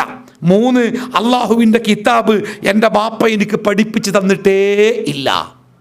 ഖലീഫ ഉമർ ആ ബാപ്പയോട് പറഞ്ഞു, നിങ്ങൾക്ക് പോകാം, മകനിൽ നിന്ന് ഒരവകാശവും ചോദിച്ചു വാങ്ങാൻ നിങ്ങൾക്ക് അവകാശമില്ല. കാരണം മകനോടുള്ള ഒരു കടമയും നിങ്ങൾ പാലിച്ചിട്ടില്ല. പ്രിയപ്പെട്ടവരെ, പടച്ച റബ്ബ് നമ്മുടെ ജീവിതത്തിൽ ഒരനുഗ്രഹമായി, നിഅമത്തായി, സീനത്തായി, പരീക്ഷണമായി അള്ളാഹു നമുക്ക് നൽകുന്ന നമ്മുടെ സന്തതികളെ, ആ സന്തതികൾക്ക് കൊടുക്കേണ്ട കൃത്യമായ കടമകൾ, അവകാശങ്ങൾ അവർക്ക് വകവെച്ചു കൊടുത്തിട്ടില്ലെങ്കിൽ നാളെ അവരിൽ നിന്ന് തിരിച്ചത് പ്രതീക്ഷിക്കാൻ നമുക്ക് അവകാശമുണ്ടാവുകയില്ല. അള്ളാഹുവിൻ്റെ നിയമങ്ങൾ. പ്രവാചകൻ സ്വല്ലല്ലാഹു അലൈഹി വസല്ലമ പറഞ്ഞു, മാ നഹല വാലിദുൻ ലിവലദി, ഏതൊരു മാതാപിതാവും തൻ്റെ മക്കൾക്ക് കൊടുക്കുന്ന ഏറ്റവും നല്ല സമ്പാദ്യം എന്ന് പറയുന്നത് അദബുൻ ഹസൻ. മറക്കണ്ട, നമ്മുടെ പുതിയ കാലത്തെ ഇവിടെ ഇപ്പം മദ്രസ വിദ്യാഭ്യാസത്തെ കുറിച്ചൊക്കെ എൻ്റെ സഹോദരൻ റഫീഖ് പറഞ്ഞല്ലോ. നമ്മുടെ പല രക്ഷിതാക്കൾക്കും മക്കൾക്ക് മതപരമായ വിദ്യാഭ്യാസം കൊടുക്കുന്നത് ഇഷ്ടമല്ല. പലപ്പോഴും ഗൾഫിൽ വരുമ്പോൾ എന്നെ സന്തോഷിപ്പിക്കാനുള്ള സംഗതി എന്താ പറയുക, ഗൾഫിലെ ഒട്ടുമിക്ക കുടുംബങ്ങളും ഏതെങ്കിലും തരത്തിൽ ഒരു ഇത്തിരിയൊക്കെ മതവിദ്യാഭ്യാസം കൊടുക്കാൻ ശ്രമിക്കുന്നുണ്ട്. നമ്മുടെ നാടുകളിൽ മദ്രസ സംവിധാനം തന്നെ പതുക്കെ പതുക്കെ അസ്തമിക്കുന്ന ഒരു കാലത്താണ് നമ്മൾ ജീവിക്കുന്നത്. മക്കൾക്ക് ദീനിയായ കാര്യങ്ങൾ പഠിപ്പിച്ചു കൊടുക്കാൻ പണ്ട് കാലത്തൊക്കെ നമ്മുടെ ഉമ്മാരൊക്കെ പറഞ്ഞിനെ, ചെറിയ കുട്ടികളെ വളർത്തുമ്പോൾ ചൊല്ലും ചോറും കൊടുത്ത് വളർത്തണം എന്നാ. ചൊല്ലും ചോറും, അതെന്താ ഈ ചൊല്ലും ചോറും? ചോറ് നമുക്കറിയാം, ചൊല്ലെന്താണ്? എൻ്റെ ചെറിയ അനുജനൊക്കെ വൈകുന്നേരം ഉറക്കം വന്നിങ്ങനെ ഭക്ഷണം കഴിക്കാതെ ചോറുന്നാതെ ഉറങ്ങുമ്പോൾ വൈകുന്നേരം വരെ കൂലിപ്പണിക്ക് പോയ ഉമ്മ വന്നിട്ട് വൈകുന്നേരം ഒരു പാത്രത്തിൽ ഇത്തിരി ചോറും അതിൻ്റെ വക്കത്ത് ഇത്തിരി ശർക്കര, ഒരു ഉള്ളിയോ എന്തെങ്കിലുമൊക്കെ ഒരു കറി എടുത്ത് വെച്ചിട്ട് കുട്ടിയെ ഒക്കത്ത് കെട്ടിയിട്ട് മുറ്റത്തേക്ക് ഇറങ്ങുകയെ. എന്നിട്ടിങ്ങനെ മുറ്റത്തൂടെ നടന്നിട്ട് ആകാശത്തിലേക്ക് നോക്കി അമ്പിളിമാമയെ കാണിച്ചു കൊടുത്ത് ബദരീങ്ങളുടെ കഥ പറഞ്ഞ്, സ്വർഗത്തിൻ്റെ കഥ പറഞ്ഞ് കുട്ടിക്ക് ചോറ് ഇങ്ങനെ കൊടുക്കുമ്പോൾ കുട്ടി ഇങ്ങനെ മേപ്പെട്ട് നോക്കിയാലേ ഏത് മനുഷ്യന്മാരും വായ തുറക്കും. കൽപ്പിച്ചൂട്ടി ആവരുത്, വെറുതെ വേപ്പെട്ട് നോക്കിയാൽ തൊള്ള തുറന്നു പിടിച്ചും. ആ തൊള്ളിക്കുമ്പോൾ ഉരുളിട്ടെടുക്കും. എന്നിട്ട് ബദരീങ്ങളെ കഥ, സ്വർഗത്തിൻ്റെ കഥ, സ്വർഗത്തിലെ പഴങ്ങൾ. ഞാനൊക്കെ അമ്മാൻ്റെ പിന്നാലെ നടക്കുക. കാരണം ഒരു ഉരുളമ്മാൻ്റെയൊക്കെ ഒന്ന് കിട്ടിയാൽ ആ വെളിച്ചെണ്ണയൊക്കെ തേച്ച ഉരുളക്ക് ഭയങ്കര ടേസ്റ്റാണ്. ഇപ്പോഴത്തെ ഒരു ബിരിയാണിക്കും ആ ടേസ്റ്റ് കിട്ടൂല. അപ്പം അങ്ങനെ അമ്മാൻ്റെ പിന്നാലെ അടക്കും, ഉമ്മ കുട്ടിക്ക് കൊടുക്കും, ഇടക്കൊന്ന് ഞമ്മക്ക് തരും. എന്തായാലും ചോറ് കൊടുത്ത് കഴിയുമ്പോഴേക്ക് ഉമ്മാൻ്റെ കഥ കേട്ടിട്ട് കുട്ടി ഉറങ്ങിയിട്ടുണ്ടാവും. ചോറ്റുപാത്രം അവിടെ വെച്ചിട്ട് ഉമ്മ കുട്ടിയെ കൊണ്ടുപോയിട്ട് കിടത്തും. സ്വസ്ഥ. നീ ഇമ്മാരുടെയും ചോദിക്കട്ടെ, എത്ര ഉമ്മാർ ബദരീങ്ങളെ കഥ പറയുന്നുണ്ട്? ചോറ് വിളമ്പിക്കൊണ്ട് വരുമ്പം തന്നെ ഒരു കച്ചിൽ ചോറ്റുപാത്രം മറ്റേ പാത്രത്തിൽ മൊബൈലിൽ നിൽക്കിയാൽ വരിക. എന്നിട്ട് അതാണ് മുന്നിക്ക് വെച്ച് കൊടുക്കും, പിന്നെ വിളമ്പി കൊടുക്കും. അല്ലെങ്കിൽ ടി വി തുറന്നുകാണ്ട് എന്തെങ്കിലും കുട്ടി ഇങ്ങനെ അന്തം പൊട്ടിക്കും, ഉമ്മി അന്തം പൊടും. ചോറ് വെച്ചു കുട്ടിയാണ് ആകെ തിരപ്പ് പോയി. കാരണം തൊള്ളയിൽ കൂടിയല്ല മൂക്ക് കൂടിയൊക്കെ കൊടുത്തത്. കാരണം അമ്മയും ടി വിയിലാണ്, കുട്ടിയും ടി വിയിലാണ്. ചൊല്ലും ചോറും കൊടുത്ത് മക്കളെ വളർത്താൻ ഞാൻ ഇമ്മാരോട് ചോദിക്കട്ടെ, ഒരു കുട്ടിക്ക് നിങ്ങളെ മുമ്പിലുള്ള ഒരു 2 വയസ്സുള്ള കുട്ടിക്ക് 3 വയസ്സുള്ള കുട്ടിക്ക് ഒരു സ്വഹാബിൻ്റെ കഥ പറഞ്ഞു കൊടുത്ത് ആ കുട്ടിയെ ഒന്ന് ഇരുത്താൻ മാത്രം കഥ അറിയുന്ന എത്ര ഉമ്മാർ നമ്മുടെ കൂട്ടത്തിലുണ്ട്? അപ്പോൾ ബാപ്പാരാ ഞാനതന്നെ പറഞ്ഞ് ഓക്കെ വിവരമല്ല, ഞാൻ ഇപ്പോൾ രണ്ടാമത് കെട്ടാൻ നടക്കുകയാണ്, ബാപ്പാരെ കെട്ടി നമ്മളടുത്ത് വരലുണ്ട് ചില ബാപ്പാരെ എത്തിങ്ങാൻ ഉസ്താദെ ഇവിടെ നല്ല ദീനുള്ള കുട്ടികളുണ്ടോ, എന്തിനാ എനിക്ക് കെട്ടാൻ നടക്കോ, ആ ഇപ്പം കെട്ടിയില്ല കെട്ടിക്കലേ ഓക്ക് ഒരു ദീനുമില്ല. കെട്ടിയപ്പോൾ എവിടെയാണ്, കെട്ടിയപ്പോൾ പൈസ മതിയായിനി, ചൊറുക്ക് മതിയായിനി, തറവാട് മതിയായിന്. ഇപ്പം ഏതൊക്കെയോ ഖുർആൻ ക്ലാസ്സൊക്കെ കേട്ട് ലേശം ഈമാ മിന്നിയപ്പോൾ ഓന് തോന്നിയേക്കുക പെണ്ണുങ്ങൾക്ക് ദീനില്ല, അതുകൊണ്ട് ദീനുള്ളവളെ കെട്ടാൻ നടക്കുക. അപ്പോൾ അല്ലേ റസൂലുള്ളാഹി സ്വല്ലല്ലാഹു അലൈഹി വസല്ലമ പറഞ്ഞിട്ടുണ്ട്, സാധാരണഗതിയിൽ ഒരാൾ കല്യാണം കഴിക്കുമ്പോൾ ഒന്നുകിലും മാല് പൈസ നോക്കിയിട്ടാണ് കെട്ടൽ, ചില ആൾക്കാർ ജമാല് സൗന്ദര്യം നോക്കിയിട്ടാണ് കെട്ടൽ, ചില ആൾക്കാർ നസബ് തറവാട് നോക്കിയിട്ടാണ് കെട്ടൽ. പക്ഷേ ഫദ്ഫർ ബിദാത്തിദ്ദീൻ, നിങ്ങൾ ദീന് നോക്കിയിട്ടോ കെട്ടേണ്ടിയെന്നാണ് പറഞ്ഞേ. ഖലീഫ ഉമറേ തൻ്റെ മകൻ അബ്ദുള്ളക്ക് പെണ്ണ് അറിയാം കെട്ടിക്കാനയക്കണ്. അദ്ദേഹം ഖലീഫ ഉമർ ഭരിക്കുന്ന കാലം പറഞ്ഞാലേ ഇന്നത്തെ അമേരിക്കൻ്റെ സ്ഥാനത്ത് അതുക്കും മേലെയാ. ലോകത്തിലെ ഏറ്റവും ശക്തമായ സാമ്രാജ്യ ഉമറിൻ്റെ സാമ്രാജ്യം. ആ ഉമർ തൻ്റെ മകന് പെണ്ണന്വേഷിക്കുക. അവസാനം എത്തിയ എവിടെയാണ് നിങ്ങൾ കഥ കേട്ടില്ലേ? പാതിരാത്രിയിൽ ഒരു വീട്ടിൽ നിന്ന് സംസാരം കേട്ടില്ലേ? എന്താണ് ഉമ്മ പറയാണ് മോളോട്, എടി ലേശം വെള്ളം കൂട്ട് പാലില്. മോള് പറഞ്ഞു ഉമ്മ തെറ്റല്ലേ. അപ്പം ഉമ്മ പിന്നി ഈ പാതിരാത്രിക്കടി പൊട്ടത്തി ആരെങ്കിലും കാണുമോ, തെറ്റും ശരിയൊക്കെ. അപ്പം മോള് പറഞ്ഞു ഉമ്മ ആരും കാണൂലെങ്കിലും പടച്ചോൻ കാണൂലേ, ഞാനത് വെള്ളം കൂട്ടൂലാറിന്. ഉമർ ആ വീടിൻ്റെ ചുമരുമ ഒരു ബെര വരച്ചിങ്ങാണ്ട് മടങ്ങി. പിറ്റേന്ന് രാവിലെ കൊട്ടാരത്തിൽ വന്നിട്ടേ ഉദ്യോഗസ്ഥനോട് പറഞ്ഞ് ഈ റോട്ടിൽ ഞാൻ വരച്ചിട്ടൊരു വീടുണ്ട്, ആ വീടൊന്ന് അന്വേഷിച്ച് വരിക, ആരാണ് ആ വീട്ടിലുള്ളത്. ഉദ്യോഗസ്ഥന്മാർ പോയി, മറുപടി വന്നു. എന്താണ്? ബാപ്പയില്ലാത്ത ഒരു ഉമ്മയും മകളുമാണ്, ആടിനെ വളർത്തിയിട്ട് അതിൻ്റെ പാല് വിറ്റ് ജീവിക്കുക, ദരിദ്രമായ കുടുംബമാണ്. ഖലീഫ ഉമർ തൻ്റെ മകൻ അബ്ദുള്ളയെ വിളിച്ചിട്ട് പറയണേ, അബ്ദുള്ള നിനക്ക് പെണ്ണ് വേണ്ടേ? വേണം ബാപ്പ, അതാ അപ്പരിലൊരു പെൺകുട്ടിയുണ്ട്, പോയി വെക്കുക, പറ്റുമെങ്കിൽ കെട്ടിക്കുവാന്ന്. ഖലീഫ ഉമറിൻ്റെ ചക്രവർത്തിയുടെ കൊട്ടാരത്തിലേക്ക് രാജകുമാരിയായിട്ട് വരേണ്ട ആ പെൺകുട്ടിക്ക് ഖലീഫ നിശ്ചയിച്ച മാനദണ്ഡം താരങ്ങൾ നട്ടപ്പാതിരക്കും ആരും കാണാത്ത സമയത്തും അള്ളാഹുവിനെ പേടിക്കുന്ന ഈമാനുള്ള ഒരു മനസ്സുണ്ട് എന്നതാണ് തൻ്റെ മകൻ്റെ ഭാര്യയാവാൻ അവൾക്കുള്ള മാനദണ്ഡമായി ഖലീഫ കണ്ടത്. അയ്യാരിച്ച് കെട്ടിയപ്പോൾ നോക്കില്ല, ഇനി നമ്മൾ ദീനുള്ളവളാക്കണം, നമ്മൾ ദീനുള്ളവളാക്കണം. നബി സല്ലല്ലാഹു അലൈഹി വസല്ലമ പറഞ്ഞില്ലേ, ഈ ലോകത്ത് ഒരാണിന് കിട്ടുന്ന ഏറ്റവും വലിയ സൗഭാഗ്യം ഏറ്റവും നല്ല പെണ്ണിനെ ഭാര്യയെ കിട്ടാൻ. എൻ്റെ സഹോദരിമാർ ക്ഷമയോടുകൂടി കേൾക്കണം. ഈ ലോകത്ത് ഒരാണിന് കിട്ടുന്ന ഏറ്റവും വലിയ സൗഭാഗ്യം ഏറ്റവും നല്ല പെണ്ണിനെ ഭാര്യയായി കിട്ടല. ആരാ ഏറ്റവും നല്ല പെണ്ണ്? കേന്ദ്ര സർവീസിൽ ജോലി, ഒരാറക്ക ശമ്പളം, കാണാൻ നല്ല ഭംഗി, ബാപ്പ മരിച്ചാൽ ചുരുങ്ങിയത് ഒരു 50 ഏക്കർ റബ്ബർ എസ്റ്റേറ്റെങ്കിലും കിട്ടും എന്നൊക്കെ വിചാരിക്കുന്ന പെണ്ണാ നല്ല പെണ്ണ്? അല്ലല്ലോ. ഇംറാത്തുൻ തുഈനുക ഫീ അംറിൽ ആഖിറ, നിന്റെ പരലോകത്തിൻ്റെ കാര്യത്തിൽ നിന്നെ സഹായിക്കുന്ന പെണ്ണ്. വാടകപ്പരയിൽ പാർക്കേണ്ടി വന്നാലും പട്ടിണി കിടക്കേണ്ടി വന്നാലും പരിഭവങ്ങളില്ലാതെ കൂടെയുണ്ടാവും. എന്നാൽ അള്ളാഹുവിൻ്റെ ശിക്ഷയ്ക്ക് വിധേയമാകുന്ന ഒരു പ്രവൃത്തിയും നമ്മുടെ ജീവിതത്തിൽ ഉണ്ടാവരുത് കേട്ടോ എന്ന് ഭർത്താവിൻ്റെ കാതിൽ സ്നേഹത്തോടു കൂടി മന്ത്രിക്കുന്ന ഒരു പെണ്ണാണ് ഒരു മനുഷ്യൻ്റെ ജീവിത പങ്കാളിയെങ്കിൽ അവളാണ് അവൻ്റെ സ്വത്ത്. അതല്ലേ ഇസ്ലാം പഠിപ്പിച്ചത്? അതുകൊണ്ട് നമ്മുടെ മക്കൾക്ക് ഈമാനുള്ള ഉമ്മയും ബാപ്പി ഉണ്ടാവണം. അതാ ഒന്നാമത്തെ ആവശ്യം.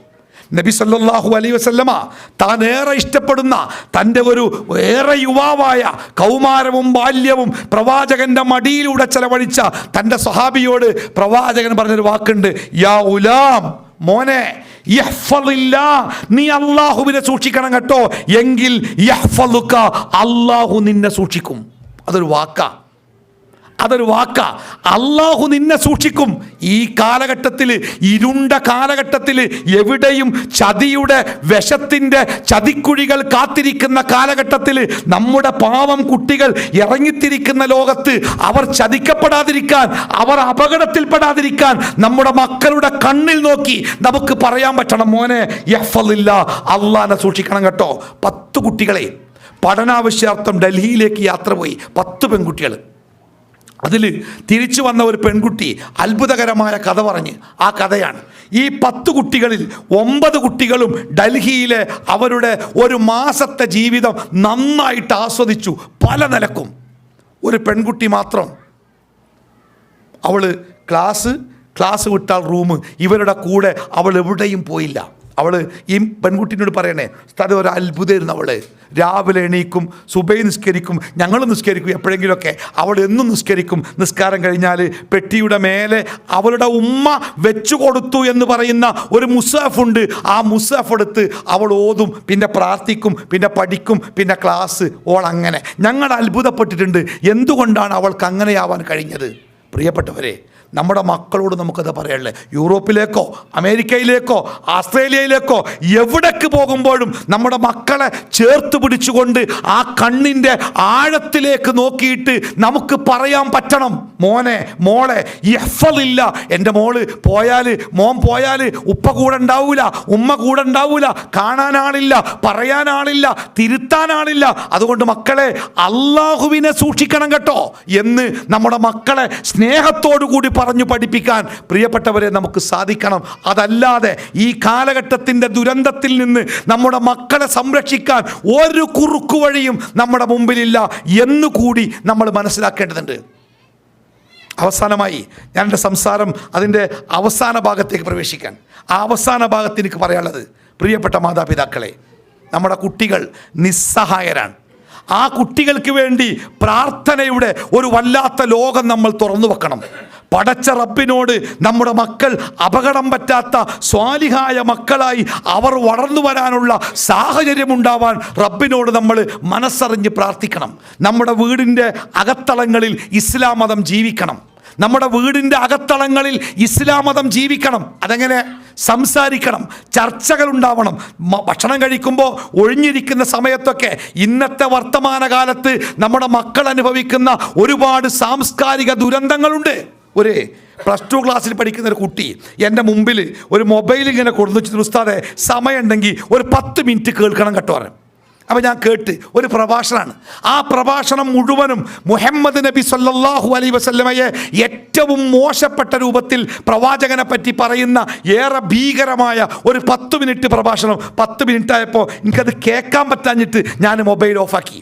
അല്ല, ആ കുട്ടി എന്നോട് പറഞ്ഞു, ഉസ്താദെ ഇതേ +2 കുട്ടികൾ പഠിക്കുന്ന ഒരു ഗ്രൂപ്പിലെ ചർച്ചയാണ്. ആ +2 പഠിക്കുന്ന കുട്ടിയോടാണ് ഈ വർത്താനം പറയണേ. പൊന്നാര സഹോദര, അതെങ്ങാനും ഒരു കുട്ടി കേട്ടാൽ പിന്നെ ഓന് പ്രവാചകനെ കുറിച്ച് കേൾക്കുമ്പോഴേ ഓന് പുച്ഛൈകാരം. അത്ര മോശമായിട്ട് സംസാരിക്കണേ. ആരാണ് ഈ കുട്ടിക്ക് ഇത് തിരുത്തി കൊടുക്കുക? മോനെ അങ്ങനെ അല്ലട്ടോ, അങ്ങനെ അല്ലട്ടോ, അങ്ങനെ അല്ലട്ടോ എന്ന് ഈ പറഞ്ഞത് ആരാണ് അവന് തിരുത്തി കൊടുക്കുക? തിരുത്തുന്ന ഒരു സദസ്സിലോലില്ലല്ലോ. ഒരു 1000 ആളുകൾ പങ്കെടുക്കുന്ന വെള്ളിയാഴ്ച ഖുത്ബ നിർവഹിക്കുന്ന എൻ്റെ പള്ളിയിൽ ഞാൻ പലപ്പോഴും നോക്കാറുണ്ട്. ഏകദേശം 6000-ഓളം കുട്ടികൾ വന്ന് പഠിക്കുന്ന ഒരു ടൗണിലാണ് ആ പള്ളി. ആ പള്ളിയിൽ ഞാൻ നോക്കാറുണ്ട് എത്ര കുട്ടികൾ 15 വയസ്സിൻ്റെ മേലെ 20 വയസ്സിൻ്റെ താഴെയുള്ള എത്ര കുട്ടികൾ ആ ജുമുഅ ഖുത്ബ കേൾക്കാൻ ആ പള്ളിയിൽ വരുന്നുണ്ട് എന്ന് ഞാൻ പലപ്പോഴും നിരീക്ഷിക്കാറുണ്ട്. ഞാൻ മാത്രമല്ല, ആ അങ്ങാടിയിൽ വേറെയും 4 പള്ളികളുണ്ട്. ആ പള്ളിയിലെ ഖത്തീബുമാരായ ഞങ്ങൾ പല സംഘടനകളാണ്. പക്ഷെ ഞങ്ങൾ ഒരുമിച്ച് കൂടുമ്പോൾ പലപ്പോഴും ചോദിക്കാറുണ്ട്, നിങ്ങളുടെ പള്ളിയിൽ ഈ പ്രായത്തിലുള്ള എത്ര കുട്ടികൾ വരാറുണ്ട്? വരാറില്ല കൂട്ടരെ, വരാറില്ല. നമ്മുടെ കുട്ടി ഒരു നേരം ഭക്ഷണം കഴിച്ചിട്ടില്ലെങ്കിൽ മാതാപിതാക്കൾക്ക് ആശങ്കയാണ്, മോനെ ഉച്ചക്ക് ചോറുന്നണം കേട്ടോ, ഇല്ലെങ്കിൽ ഇടങ്ങേറാകും. പക്ഷേ നമ്മുടെ കുട്ടി നിസ്കരിച്ചോ, വെള്ളിയാഴ്ച ജുമാക്ക് പോയോ, ളുഹ്ർ നിസ്കരിച്ചോ, അസർ നിസ്കരിച്ചോ, ആര് ചോദിക്കാൻ അല്ലേ? അതുകൊണ്ട് നമ്മൾ നമ്മുടെ മക്കൾക്ക് നമ്മളെ ഉള്ളൂ, മാതാപിതാക്കൾ കൂടി കൈവിട്ടാൽ പിന്നെ ആരുള്ളത്? ഈ അടുത്തൊരു പോലീസുകാരൻ പറഞ്ഞേ, ലോകത്തിലെ ഏറ്റവും നിസ്സഹായരായ 2 ജനവിഭാഗം, ഒന്ന് അധ്യാപകരും ഒന്ന് പോലീസുകാരുമാണെന്നാ. ഒരു അധ്യാപകൻ ഒരു കുട്ടിൻ്റെ തെറ്റ് കണ്ടാൽ അധ്യാപകൻ തിരുത്തിയാൽ ആ കുട്ടി അധ്യാപകനെ കെണിപ്പെടുത്താൻ പറ്റും. ഒരുപാട് അധ്യാപകർ കെണിപ്പെട്ടിട്ടുണ്ട്. ഒരുപാട് അധ്യാപകർ കുട്ടികളുടെ തെറ്റ് തിരുത്തിയതിൻ്റെ പേരിൽ അവർ ശിക്ഷിക്കപ്പെട്ടിട്ടുണ്ട് നമ്മുടെ നാട്ടിൽ പല കോലത്തിൽ. അതേപോലെ പോലീസുകാർ പറയണേ, ഒരുത്തൻ അവിടെ റോഡിൻ്റെ സൈഡ് കുത്തിർന്ന് കഞ്ചാവ് വലിക്കണ കണ്ടാൽ പോലീസുകാരൻ നേരിട്ട് ചെല്ലാൻ പാടില്ല എന്നാ. വണ്ടി നിർത്തിയിട്ട് മൂപ്പർ അപ്പുറത്ത് പോയിട്ട് പോലീസുകാരുടെ ഡ്രസ്സ് മാറിയിട്ട് സിവിൽ ഡ്രസ്സിൽ വന്നിട്ട് വേണം അവനോട് സംസാരിക്കാൻ. കാരണം പോലീസ് വേഷത്തിൽ കുട്ടികളെ മുമ്പ് ചെന്നാൽ ഒരു പേടിച്ചാലോ, ഒരു പേടിച്ചാൻ പാടില്ല അത്രേ. അതാണ് നിയമം. ആ പോലീസുകാരൻ പറയണേ, ഏറ്റവും നിസ്സഹായരായ 2 വിഭാഗം, ഒന്ന് അധ്യാപകരൊന്ന് പോലീസുകാരാ. പിന്നെ ആരാ കൂട്ടരെ നമ്മുടെ മക്കളെ തിരുത്താള്? ആരാ അവർക്ക് പറഞ്ഞു കൊടുക്കാല്ലേ? അവരുടെ അബദ്ധങ്ങൾ മനസ്സിലാക്കി അത് തിരുത്തി മാതാപിതാക്കളെ പേടിക്കേണ്ട കാല. കണ്ണൂർ ജില്ലയിലെ ഒരു ബാപ്പ 3 ദിവസം ജാമ്യം കിട്ടാതെ ജയിലിൽ കടന്ന്. എന്താ കുറ്റതരങ്ങളെ? ബാപ്പി ഇമ്മിയും രാത്രി തൊട്ടടുത്ത പള്ളിയിൽ പോയിട്ട് തഹജ്ജുദ് നിസ്കരിക്കുന്ന ആൾക്കാരാ. നിസ്കരിക്കാൻ വേണ്ടി ബാപ്പി ഇമ്മിയും പള്ളിയിൽ പോയി നിസ്കരിച്ചു കൊണ്ടിരിക്കെ 1 മണിയോ 2 മണിയോ സമയമായിട്ടുണ്ടാകും. ആ വീട്ടിലെ ചെറിയ പെൺകുട്ടി പള്ളിക്കൽ ഓടി വന്ന് ബാപ്പാനോട് പറഞ്ഞു, ഇത്താത്താനെ കാണാനില്ല. ഇത്താത്ത കിടക്കുന്ന മുറിയിലെ കട്ടിലിൽ +2 പഠിക്കുന്ന ഇത്താത്താനെ കാണാനില്ല. ചെറിയ കുട്ടി. ബാപ്പാൻ്റെ അമ്മാൻ്റെ മനസ്സിൽ തീയായില്ലേ? കെട്ടിക്കാൻ പാകായ പെൺകുട്ടിനെ രാത്രി കാണാനില്ല. അവിടെ ഉണ്ടാകുമോള് പറഞ്ഞ് വന്ന് തെരഞ്ഞ് റൂമിലും ബാത്റൂമിലും പുറത്തും ഒക്കെ തെരഞ്ഞില്ല, മോളെ കാണാനില്ല. കുറച്ച് കഴിഞ്ഞപ്പോൾ പിന്നാമ്പുറത്ത് അടുക്കള വാതിൽ തുറന്ന് അവൾ കയറി വന്ന്. ബാപ്പ ചോദിച്ചു, എവിടെ ഇനി? എവിടെ ഉണ്ടായിനി? ഉമ്മ ചോദിച്ചു, എവിടെ പോയിന്? ഞാൻ ഇവിടെ ഉണ്ടായിനി. അവസാനം വീട്ടിലെ CCTVയിൽ അവരത് കണ്ട്. ഒരു ബൈക്ക് വന്നിട്ട് ഈ പെൺകുട്ടി പിന്നിലൂടെ പോയിട്ട് ആ ബൈക്കിൽ കയറി. ഒരു 2 മണിക്കൂർ മുമ്പ് അവൾ പോകുന്നതും 2 മണിക്കൂർ കഴിഞ്ഞ് അതേ ബൈക്ക് അവളെ കൊണ്ടുവന്ന് ഇറക്കിയതും. കാരണം ബാപ്പി ഇമ്മി നിസ്കരിക്കാൻ പോണ സമയത്താണ് നടക്കണത്. ഒരു ബാപ്പ, ഒരു മകള്, പെൺകുട്ടി പിറന്ന ആദ്യം മലർത്തിപ്പിടിച്ച സമയം മുതൽ ആ പെൺകുട്ടിക്ക് വേണ്ടി സ്വപ്നം നെയ്ത ഒരു ബാപ്പയുടെ സ്വപ്നങ്ങളെ തച്ചുടക്കുന്ന വാർത്തയല്ലേ? ബാപ്പ നന്നായിട്ടാണ് കൈകാര്യം ചെയ്ത്, സ്നേഹം കൊണ്ട് തന്നെ. പക്ഷേ നേരം പുലർന്ന മകള് തന്നെ ബൈക്കിൽ കൊണ്ടുപോയ ചെറുപ്പക്കാരെ വിളിച്ചു വരുത്തിയിട്ടേ 2 ആളും പാടെ കൂടി സ്റ്റേഷനിൽ പോയിട്ട് പരാതി കൊടുത്ത്. ബാപ്പ പീഡിപ്പിച്ചു, ജാമ്യം കിട്ടാതെ 3 ദിവസം ജയിലിൽ. അല്ലേ? ഇതാ കാലം, ഇതാണ് കാലം. ഈ കാലഘട്ടത്തിൽ പ്രിയപ്പെട്ടവരെ, നമ്മുടെ മക്കളെ ചേർത്ത് പിടിക്കാൻ എങ്ങനെ ചേർത്ത് പിടിക്കുക? ഒരു ചോദിക്കണമൊക്കെ വാങ്ങിക്കൊടുത്ത് ഓർക്ക് വേണ്ടി എമ്പാടും പൈസ ഉണ്ടാക്കിയിട്ടൊന്നും പിടിക്കാൻ കഴിയില്ല. ലോകത്ത് മനുഷ്യരെ നന്നാക്കാൻ, മനുഷ്യൻ ഇതിനേക്കാൾ കേടുവന്ന കാലം മുമ്പുണ്ടായിട്ടില്ലേ? ഇതിനേക്കാൾ വൃത്തികെട്ട കാലം മുമ്പുണ്ടായിട്ടില്ലേ? ഇതിനേക്കാൾ മാരകമായ കാലം നിങ്ങൾക്ക് ഓർമ്മല്ലേ? യൂസുഫ് നബിയെ അസീസിൻ്റെ ഭാര്യ കടന്നു പിടിച്ചില്ലേ? യൂസുഫ് നബി ഓടി കുപ്പായൊക്കെ കീറി. കഥ നിങ്ങൾക്ക് അറിയാം, കഥയായിട്ടും കഥാപ്രസംഗമായിട്ടും നിങ്ങളൊക്കെ കേട്ടിക്കണല്ലോ, ഒക്കെ കേട്ടിക്കണേ. അങ്ങനെ നാട്ടിലാകെ ഒരു വർത്താനായി. ആ അസീസിൻ്റെ പെണ്ണ് ഇത്ര മോശക്കാരിയാ, ഓളെ പെരിയിൽ പണിക്ക് നിൽക്കുന്ന ചെറുക്കനെ ഓള് പിടിച്ചു എന്ന്. ഓക്ക് അങ്ങനെ വേണമെങ്കിൽ വേറെ എത്ര ആൾക്കാരെ കിട്ടും. ഈ പണിക്ക് നിൽക്കുന്ന ചെക്കന്മാരൊക്കെ അയാളൊക്കെ പിടിക്കാൻ ശ്രമിക്കുക. മോശമല്ലേ? കിട്ടിയ ചാൻസിൽ എല്ലാവരും അസീസിൻ്റെ ഭാര്യയെ കുറ്റം പറഞ്ഞേ. നമ്മുടെ നാട്ടിലൊക്കെ അങ്ങനെ ഉണ്ടാവാറുണ്ട്. അസീസിൻ്റെ ഭാര്യ എന്താ പറഞ്ഞേ? പത്രസമ്മേളനം വിളിച്ചു വേണ്ട, അങ്ങനെ ചെയ്തിട്ടില്ല, ഞാൻ പിടിച്ചിട്ടില്ല, ഞാൻ കണ്ടിട്ടില്ല, കേട്ടിട്ടില്ല, ആരോപണമാണെന്നൊന്നും പറഞ്ഞില്ല. അസീസിൻ്റെ ഭാര്യ ചെയ്തത്, ഇത് പറഞ്ഞ നാട്ടിലെ വലിയ ആൾക്കാരുണ്ടല്ലോ, ഓല പെണ്ണുങ്ങളൊക്കെ വിളിച്ച് എല്ലാവർക്കും സദ്യ, അടിപൊളി സദ്യ കഴിഞ്ഞിട്ട് എല്ലാവർക്കും ഓരോ ആപ്പിളും കത്തിയും ഫുള്ളായിട്ട്. കഷ്ണമൊന്നല്ല, നമ്മളൊക്കെ ആപ്പിൾ മുറിച്ചല്ല കൊടുക്കുക, ഫുൾ ആപ്പിളും കത്തിയ കൊടുത്ത് ചെത്തി തിന്നോളി പറഞ്ഞ് എല്ലാവരും ഇങ്ങനെ തിന്നാൻ വേണ്ടി ഇരിക്കുമ്പോഴാണ് ഇവിടെ യൂസുഫ് ഇവിടെ പറഞ്ഞത്. ഇതിലെങ്ങനെ നടക്കുകയാണ്. യൂസുഫ് ഇങ്ങനെ പോയി. പിന്നെന്താ കണ്ടേ? ചോരക്കളം. ആപ്പിളല്ല ചെത്തിയൊലൊക്കെ വരല്ല ചെത്തിയേ. ഇതൊരു മനുഷ്യനല്ല കേട്ടോ, ഇതൊരു മനുഷ്യനല്ല, ഇതൊരു മലക്കാണെന്ന് പറഞ്ഞേ. അപ്പം ഇവള് വന്ന് അസീസിൻ്റെ ഭാര്യ രഹസ്യമായിട്ടില്ല, പരസ്യമായിട്ടാണ് വന്നേ. അതേ എങ്ങനെയുണ്ട് ഇപ്പം? ഒരൊറ്റ കാഴ്ചയിൽ ഞങ്ങൾ ചെത്തിയത്. 24 മണിക്കൂറും എൻ്റെ വീട്ടിൻ്റെ ഉള്ളിൽ ഞാൻ കണ്ടുകൊണ്ടിരിക്കുന്ന, എൻ്റെ മുമ്പിലും പിറകിലും എൻ്റെ വീടിൻ്റെ എല്ലാ സ്ഥലങ്ങളിലും എൻ്റെ കൂടെ നിൽക്കുന്ന ഈ ചെറുപ്പക്കാരനെ ഞാൻ പിടിച്ചത് തെറ്റാ? എന്നിട്ട് എന്താ ബാക്കി പറഞ്ഞേ? ഞാൻ പിടിക്കും. എൻ്റെ ആഗ്രഹമോ പൂർത്തിയാക്കി തന്നിട്ടില്ലെങ്കിൽ ഞാൻ എന്ത് ചെയ്യുന്ന പറഞ്ഞേ? ജയിലിൽ അടക്കുന്ന പറഞ്ഞ് പരസ്യമായിട്ടാണ് പറഞ്ഞേ. അപ്പോഴാണ് യൂസുഫ് നബി പ്രാർത്ഥിച്ച, പടച്ചോനെ ഈ പെണ്ണിനേക്കാൾ നല്ല എനിക്ക് ജയിലാണെന്ന്. അങ്ങനത്തെ പെണ്ണുങ്ങൾ ജീവിച്ച കാലഘട്ടം മുമ്പുണ്ടായിട്ടുണ്ട്. അത് പറയാൻ വേണ്ടിയാണ് പറഞ്ഞേ. ആ വൃത്തികെട്ട കാലഘട്ടം ലോകത്തുണ്ടായപ്പോഴും ആ മനുഷ്യരെ നന്നാക്കാൻ അല്ലാഹു തആല ഭൂമിയിലേക്ക് നിയോഗിച്ചത് ഈ ഇസ്ലാമിൻ്റെ ധർമ്മങ്ങളെയാണ്, ലാ ഇലാഹ ഇല്ലല്ലാഹയാണ്. അത് മനസ്സിലാക്കണം കേട്ടോ. ഈ ലാ ഇലാഹ ഇല്ലല്ലാഹ്ക്ക് ഒരു പ്രത്യേകത ഉണ്ട്. ഏതു തരം തിന്മയുള്ള കാലഘട്ടമാവട്ടെ, കൊലപാതകമോ പിടിച്ചുപറിയോ പെൺകുട്ടികളെ കുഴിച്ചുമൂടലോ ലഹരിയോ സ്വവർഗരതിയോ പലിശയോ അളവിലും തൂക്കത്തിലും കൃത്രിമം കാണിക്കലോ അടിമത്തമോ, ഏത് തരം തിന്മയുള്ള കാലത്തും ആ തിന്മയിൽ നിന്ന് മനുഷ്യരെ രക്ഷപ്പെടുത്താൻ അള്ളാഹു നിശ്ചയിച്ച പ്രവാചകന്മാരുടെ കയ്യിൽ അള്ളാഹു ഏൽപ്പിച്ച ഏറ്റവും വലിയ ആയുധം ലാ ഇലാഹ ഇല്ലല്ലാഹയാണ്. നമ്മുടെയൊക്കെ നാട്ടിൽ ഈ ലഹരി ബാധിക്കുന്ന ചെറുപ്പക്കാരെ ഓരെ രക്ഷപ്പെടുത്താൻ വേണ്ടി നമ്മൾ ഡി അഡിക്ഷൻ സെൻ്ററുകളിൽ കൊണ്ടുപോകാറുണ്ടല്ലേ. എൻ്റെ അനുഭവത്തിൽ 100 ആളെ കൊണ്ടുപോയാൽ 80 ആൾക്കാരും തിരിച്ചങ്ങോട്ട് തന്നെ പോകും. ഒരു 20 ആൾക്കാരൊക്കെ രക്ഷപ്പെട്ടെങ്കിലുള്ളൂ. ബാക്കി 80 തിരിച്ച് ലഹരിയിലേക്ക് പോകല. മാറാൻ നല്ല പ്രയാസമാണ്.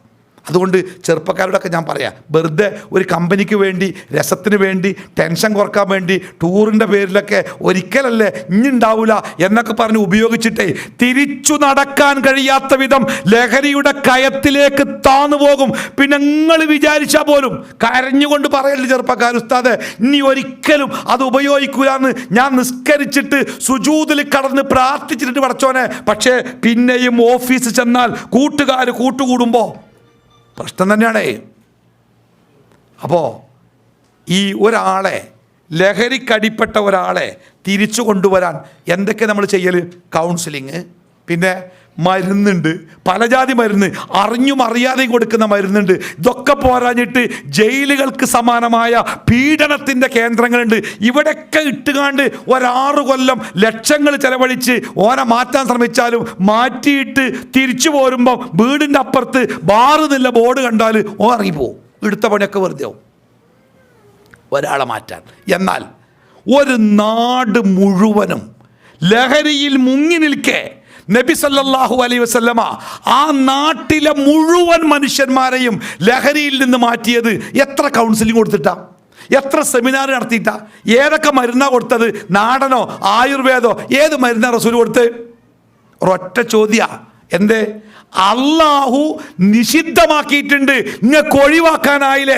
ഉത്തരം വന്നു, ഞങ്ങളിതാ ഒഴിവാക്കിയിരിക്കുന്നു. മദ്യത്തിൻ്റെ ലഹരിയിൽ, മദ്യത്തിൻ്റെ ടാങ്കുകളിൽ മുങ്ങിക്കടന്ന് ജീവിച്ചിരുന്ന ജനത പ്രവാചകന്റെ അടുത്ത് സംശയം ചോദിക്കാൻ വേണ്ടി വന്ന്, എന്താ സംശയം എന്നറിയോ? റസൂലെ, മദ്യം നിഷിദ്ധമാക്കി അന്ന് ഞങ്ങളുടെ വീട്ടിൽ സ്റ്റോക്കുള്ള മദ്യം ഞങ്ങൾ ചിന്തിക്കളഞ്ഞപ്പോൾ ആ മദ്യം കൊണ്ട് നനഞ്ഞ മണ്ണിൽ ചില പുല്ല് മുളച്ചു വന്ന് റസൂലെ, ആ പുല്ല് ഞങ്ങളുടെ വീട്ടിലെ ആട് തിന്നിട്ടുണ്ട് അത്രേ, ആ ആടിൻ്റെ ഇറച്ചി ഞങ്ങൾക്ക് തിന്നാൻ പറ്റുമോ എന്ന്. എന്താണ് ആ സൂക്ഷ്മതാരങ്ങൾ? ഇതെങ്ങനെ ഉണ്ടാക്കിയേ?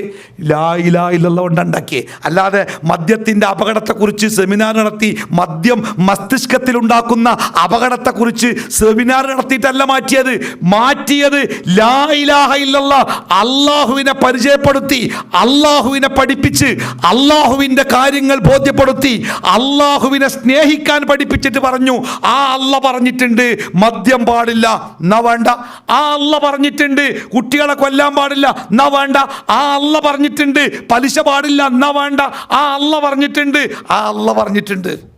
എന്നാ വേണ്ട. അതന്നെയാണ് ലോകത്ത് മനുഷ്യരെ മാറ്റാൻ ലാ ഇലാഹ ഇല്ലല്ലയോളം പ്രചോദനമായ വേറെ ഒന്നില്ല. അതുകൊണ്ടാണ് ഏത് തിന്മയാവട്ടെ, ഏത് കാലഘട്ടമാവട്ടെ, ഏത് പ്രവാചകനാവട്ടെ, അള്ള കൊടുത്ത ആയുധം വമാ അർസൽനാ മിൻ ഖബ്ലിക മിർ റസൂലിൻ ഇല്ലാ നൂഹി ഇലൈഹി അന്നഹു ലാ ഇലാഹ ഇല്ലാ ലാ ഇലാഹ ഇല്ലല്ലാഹ് പറഞ്ഞിട്ടല്ലാതെ ഒരു നബിയും വന്നിട്ടില്ല. അതെന്നെ പറ്റി മാർഗട്ടോ. നമ്മുടെ കുട്ടികൾ നന്നാവാൻ കൗൺസിലിങ്ങും തെരഞ്ഞു പോകല്ല, തൗഹീദ് പഠിപ്പിച്ചു കൊടുക്കും. തൗഹീദ് ചെറുപ്പത്തിലെ അവരുടെ മനസ്സിൽ തൗഹീദ് പഠിപ്പിച്ചു കൊടുക്കും, പരലോകം പഠിപ്പിച്ചു കൊടുക്കും, സ്വർഗ നരകങ്ങൾ പറഞ്ഞു കൊടുക്കും, അള്ളാഹുവിനെ കുറിച്ച് പഠിപ്പിക്കും, പ്രവാചകനെ പറ്റി പഠിപ്പിക്കും. അത് വെറുതെ പറഞ്ഞു കൊടുത്താൽ പോരാ, അത് നമ്മുടെ ജീവിതത്തിലും ഉണ്ടാവണം. നമ്മൾ മാതൃകയായി നമ്മുടെ മക്കൾ അള്ളാഹുവിനെ പറ്റി പഠിക്കട്ടെ. നമ്മുടെ വീടിൻ്റെ അകത്തളങ്ങളിൽ ഈ സ്വവർഗരതി, അതേപോലെ തന്നെ ഈ ലൈംഗികത, പുതിയ ലിബറൽ ചിന്താഗതികൾ, ഇതിനെപ്പറ്റിയൊക്കെ നമ്മുടെ വീടിൻ്റെ ഉള്ളിൽ കാര്യമായ ചർച്ചകൾ ഉണ്ടാവണം. ആ ചർച്ചയിലൂടെ നമ്മുടെ കുട്ടികൾ ശരി തെറ്റുകൾ മനസ്സിലാക്കണം. പലപ്പോഴും അവർക്കറിയില്ല. അവരുടെ രാഷ്ട്രീയം, അവരുടെ കല, സംസ്കാരം, സിനിമ, കഥ ഒക്കെ വൃത്തികേടാ അവരെ പ്രോത്സാഹിപ്പിക്കണേ. ഈ കഴിഞ്ഞ കാലിക്കറ്റ് യൂണിവേഴ്സിറ്റിയുടെ ഡിഗ്രി 1ാം വർഷ ക്ലാസ് ആരംഭിക്കുന്ന സമയത്തെ നമ്മുടെ കേരളത്തിലെ പ്രസിദ്ധമായ ഒരു കോളേജിൻ്റെ മുമ്പിൽ ഒരു ബ്ലോക്ക്. കാരണം പുതിയ കുട്ടികളെ പഴയ കുട്ടികൾ സ്വീകരിക്കുന്ന തിരക്ക. അവിടെ റോഡ് ബ്ലോക്കായി, എൻ്റെ വണ്ടി അവിടെ കുടുങ്ങി. ഞാൻ ഇങ്ങനെ നിൽക്കുകയാണ്. സ്വീകരണം, എല്ലാ രാഷ്ട്രീയ പാർട്ടിയുണ്ട്, എല്ലാ കൊടിയുണ്ട്, കൊട്ടും പാട്ടുമായിട്ട് നല്ല കളർഫുള്ളായ സ്വീകരണ. പല ജാതി കൊടികളുണ്ട്, അതിൻ്റെ മേലെ എല്ലാവർക്കും വേണ്ടി ഒരു ബോർഡ് വെച്ചിരിക്കുന്നത്. എല്ലാ രാഷ്ട്രീയക്കാരും അംഗീകരിച്ചത് കൊണ്ടാണ് ആ ബോർഡ് അവിടെ കെട്ടാൻ കഴിഞ്ഞ്, ഇല്ലെങ്കിൽ കെട്ടാൻ കഴിയില്ല. ആ ബോർഡിൽ എന്താ ഉള്ളത് നിങ്ങൾ? ആ ബോർഡിലുള്ളത് നവാഗതരെ, മേലെ ചെറിയ അക്ഷരത്തിൽ നവാഗതരെ, അതിൻ്റെ താഴെ വലിയ അക്ഷരത്തിൽ എന്താ നിങ്ങൾ? അതിരുകളില്ലാത്ത ലോകത്തിലേക്ക് സ്വാഗതം. എന്താ അതിൻ്റെ അർത്ഥം? ഈ ക്യാമ്പസിന് അതിരില്ലാന്ന മതിലില്ലാന്ന ഇത് ചക്രവാളത്തോളം വിശാലമായ അല്ലല്ലോ. എന്താണ് നിങ്ങളുടെ മനസ്സിൽ നിങ്ങൾ എന്താഗ്രഹിക്കുന്നോ അതിന് ശരി തെറ്റുകളുടെ അതിർത്തികൾ നിശ്ചയിച്ച് അരുതെന്ന് പറയുന്ന ഒരതിരില്ലാത്ത അരുതുകളില്ലാത്ത നിങ്ങൾ എന്താഗ്രഹിക്കുന്നോ അതൊക്കെയും നടക്കുന്ന ലോകം. വൃത്തികേടുകൾക്ക് വേണ്ടി ക്ലാസ്സിലെ മറ്റു കുട്ടികൾ പുറത്തേക്ക് ഇറങ്ങി നിന്ന് ഇവർക്ക് സൗകര്യം ചെയ്തു കൊടുക്കാൻ വേണ്ടി മറ്റുള്ള കുട്ടികൾ വരാന്തയിലേക്ക് ഇറങ്ങി നിന്ന് അവർ മാത്രം ക്ലാസിൻ്റെ ഉള്ളിലായി എന്ന് ഒരു പെൺകുട്ടി ഇത്തിരി സങ്കടത്തോടു കൂടി പറഞ്ഞേ. അതാണ് ഇപ്പോഴത്തെ കാലം. നമ്മൾ മാതാപിതാക്കൾ കൂടി നമ്മുടെ മക്കളെ കൈവിട്ടാൽ പിന്നെ ആരാ കൂട്ടരെ പോലെ ചേർത്ത് പിടിക്കാനുള്ളത്? അതുകൊണ്ട് ഞാൻ അവസാനിപ്പിക്കട്ടെ, പ്രാർത്ഥിക്കണം നമ്മൾ. വല്ലദീന യഖൂലൂന റബ്ബന ഹബ് ലനാ മിൻ അസ്വാജിന വദുർരിയാതിന ഖുർറത അയുനിൻ. പടച്ചോനെ, കുടുംബത്തിൽ നിന്ന് ദുന്യാവിൽ കൺകുളിർമയുണ്ടാവണേ. എൻ്റെ മകൻ കള്ളുകുടിച്ച് വഴിയോരത്ത് കിടക്കുന്നുണ്ട് എന്ന വാർത്ത എന്നെ കേൾപ്പിക്കരുതേ റബ്ബേ.